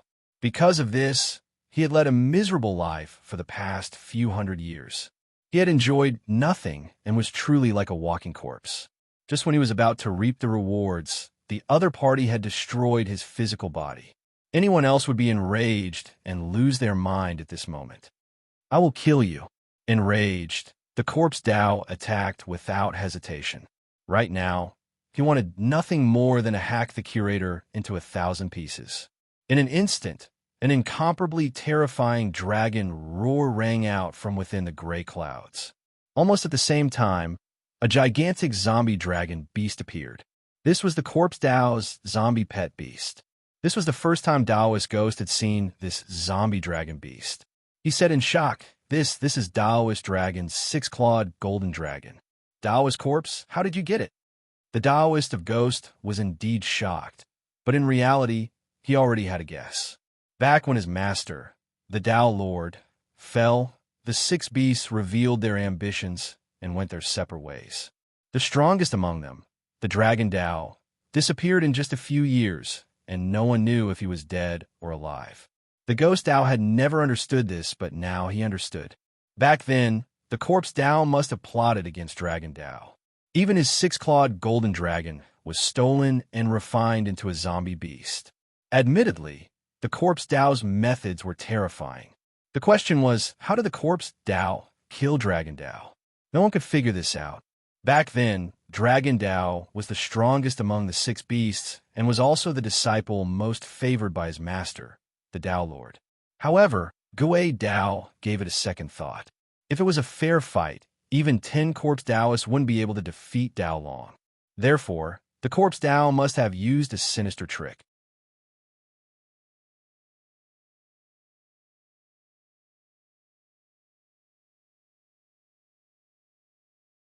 Chapter 562.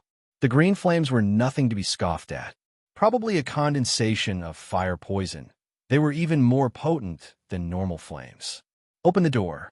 Without hesitation or holding back, Lin Jin opened the visitation hall's door behind him. In an instant, Lin Jin could use the door to cast spells. Fire feared water. To extinguish this green fire poison, water was the most suitable choice. However, this dragon flame was too powerful and difficult to extinguish. Fortunately, Lin Jin had the water reservoir armor and Xiao Hua had the Yin-Yang Dharma body. Water was Yin. Using the Yin-Yang Dharma's Grim Reaper's power, Lin Jin activated the water reservoir armor and increased the effect of the visitation hall's door. In an instant, a water barrier formed within 1,000 feet around Lin Jin. Not only did it protect him, but it also protected everyone around him. Against this fire-poison dragon flame, Lin Jin chose to play it safe. He would defend first before attacking. The green fire venom dragon flames slammed into the water armor barrier, causing a spray of mist to rise into the sky. Although the fire venom dragon flames were ferocious and domineering, the water armor barrier on the curator's side was just as sturdy. One on the offensive, the other on the defensive. In the end, the fire-poison dragon flame didn't break through the water barrier. Since the water reservoir armor could absorb water spirit energy, it could continuously consume the fire poison. Just then, something flew out from Shangri's bosom. It instantly transformed into a giant rooster with flaming feathers and a flaming crown. It was Goldie, whom Shangri had brought back from Maple City. Although Goldie was only at the peak of rank 4, he had a unique bloodline. With Lin Jin's guidance along the way, he could definitely take on a rank 5 without falling behind. Even without Lin Jin's instruction, Goldie was already raring to go. He flew out, enlarged, and opened his mouth to spit. Similarly, a ball of raging flames surged out. Big Yellow's fire was the Golden Crow's fire, which was the fiercest and most young among the many blazing flames. It was no different from the Scorching Sun's fire. It looked plain and inconspicuous, but in reality, It was extremely overbearing. The Golden Crow's flame arrived in front of the zombie dragon, the corpse Dao, and the others. *T. Corpse was also a beast appraiser, and his strength was beyond rank 4. Naturally, he could tell that Goldie was an extremely rare Golden Crow. Unable to withstand the flames, Corpse Dao retreated. The zombie dragon beast rolled on the ground and released a cloud of ashes to resist Big Yellow's Golden Crow flames. The so-called Cloud Consort Dragon, the six-clawed golden dragon, used to be an expert in manipulating clouds and mist. Now that it had been refined into a zombie beast, the clouds it controlled had also turned into some kind of deathly gray cloud, and it had the divine ability of being impervious to water and fire. Goldie's barrage didn't hurt the enemy, but it did solve Lin Jin's problem. Lin Jin put away his water reservoir armor and rose into the air, facing the gray clouds that covered the sky. Behind him, Sheng'er, Zhao, Jingyan, Xiaoshu Lu, and the others came over, clearly planning to fight together. In addition to them, Zhong Zifeng and many teachers of the academy were also there. All rank 4 beast appraisers had rank 5 pet beasts. No doubt, this was a force to be reckoned with. Not to mention, there were many Heaven Spiral Nations generals eyeing them from afar. How dare you show off your insignificant skills in front of me? The Dao Corpse's voice resounded. He clearly did not intend to stop here. In the next moment, a dozen experts flew out from the ashen clouds. One of them was dressed in black. It was none other than Appraiser Yin, who had gone missing earlier. Everyone knew that Appraiser Yin had indeed betrayed them. Among them, Appraiser Yang Ming was the most infuriated. Appraiser Yin, I, Yang Ming, have treated you as a friend, yet you schemed to harm me. Today, I will kill you to avenge my family and friends. Appraiser Yang Ming waved his sleeve and a gust of wind swept out.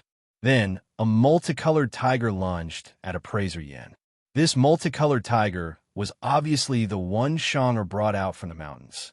It had been following Yang Ming for the past few days. Although they weren't blood-bonded, they were like friends. Appraiser Yang Ming had an extraordinary memory and profound knowledge. Using his skills as a rank 4 beast appraiser, he managed to upgrade this tiger from rank 3 to rank 4. Now, with the help of numerous spells, this tiger was almost as powerful as a rank 5, even though it was only a rank 4 beast appraiser. Appraiser Yang Ming's skills were impressive. Dressed in black, Appraiser Yan's eyes were filled with pity. Appraiser Yang Ming, I have no personal grudge against you. You can only blame yourself for being greedy. I understand your desire to seek revenge, but you're no match for me. With your broken body and inferior tiger, you'll only be sending yourself to your death. Listen to my advice and go back. Clearly, Appraiser Yin didn't think much of Yang Ming. Yang Ming couldn't be bothered to answer.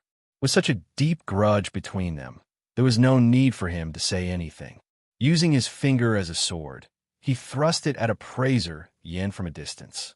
Yang Chi Blade. A burst of energy pierced through the air, traversing over 100 feet in an instant, heading straight for Appraiser Yan's face. Shocked, Appraiser Yin immediately raised his arm to block the attack. There was a cracking sound. Appraiser Yan's metal wrist guard shattered. Not only that, but his wrist was also bleeding.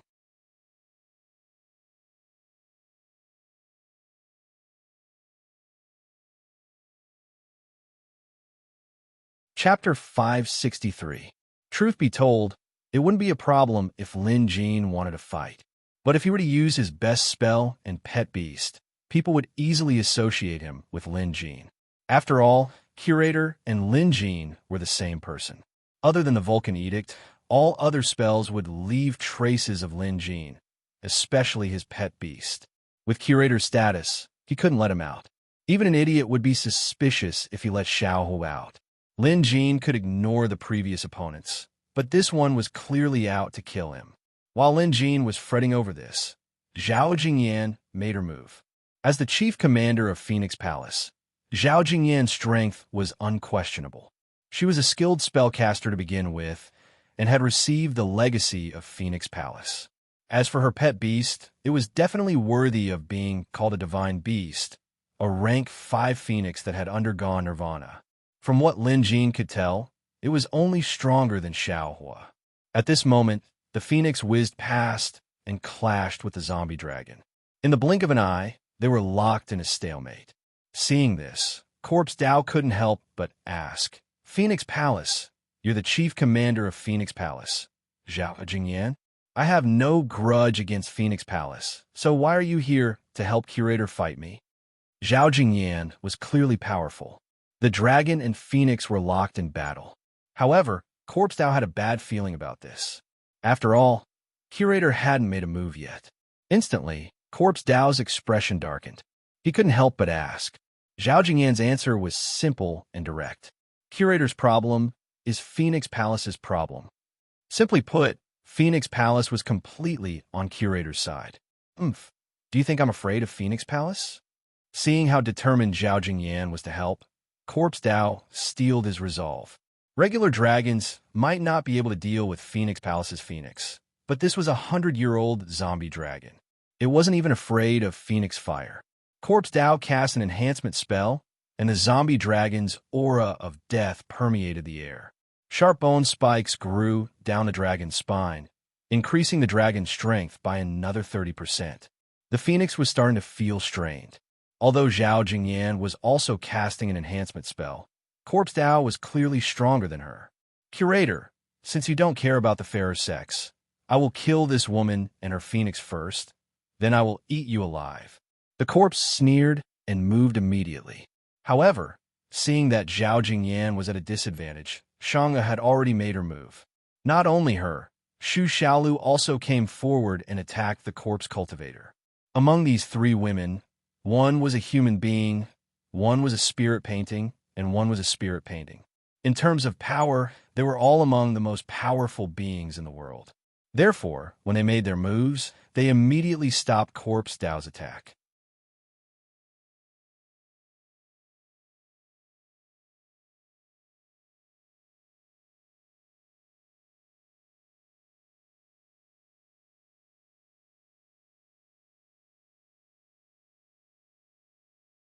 Although the black tortoise immediately hid itself after the death cloud dissipated and returned to Emperor Feng Junwu's side, turning back into a harmless and ordinary inner official. Lin Jin descended on his cloud and went over to thank Emperor Sky Jade and the attendant. This time, Yichen was helping them. After all, the corpse cultivator had come for him, and Merak and the academy were only affected. Emperor Tianxian laughed heartily. He had already made up his mind to befriend the curator, so of course, he would gladly respond. Feng Junwa's thoughts were simple. The curator was no ordinary person. First, there was the Daluo Temple, and now there was the Phoenix Palace. Both of these superpowers had a close relationship with the curator. To think that the great commander of the Phoenix Palace would come all the way here to help. If time allowed, the curator could even summon the high monks of the Daluo Temple. In this way, Merak could naturally make such an ally. After all, even a behemoth like Merak, with its superior strength in Central Continent, would have its day. When that happened, it would depend on how many people would come to its aid. Befriending the curator was equivalent to befriending the Daluo Temple and the Phoenix Palace. This was a good deal. Hence, Emperor Feng Junwu was more than happy to oblige. I've only heard of the curator's might before, but now that I've seen it for myself, it's truly extraordinary. I think the curator is now on par with the Dao Lord of yesteryear, Emperor Feng Junwu suddenly said. He was the emperor of Merak. His words were priceless, and he wasn't just making them up. If word got out, most people in Central Continent would view the curator and the Dao Lord on the same level. This was a great honor. It was also a gesture of goodwill from Feng Junwu. Your Majesty, you flatter me. I didn't do much earlier. It was all thanks to my friends that we managed to repel the enemy, Lin Jin said in a kind and humble tone. However, this humility could easily be interpreted as a different kind of humility. What came next was the exchange of pleasantries and etiquette. Previously, Lin Jin had only come to borrow the Dao Lord's heavenly tome. Now that he had read it, and after experiencing this battle, their relationship had taken another step forward. Hence, when Feng Junwu said he wanted to treat the curator, Lin Jin didn't decline. Just then, Shu Xiaolu came over. After staring at the masked Lin Jin for a long time, she asked, "Curator, where's your disciple?" She was obviously asking about Lin Jin. Lin Jin already had an answer for this question. No matter who asked, he would just say that it was something he had arranged for him to do. That way, most people wouldn't probe further. However, Shu Xiaolu wasn't one of them. Then what did Lin Jin do? Shu Xiaolu was still as eager to get to the bottom of things as she was. Lin Zhaozhao had a deep understanding of this point.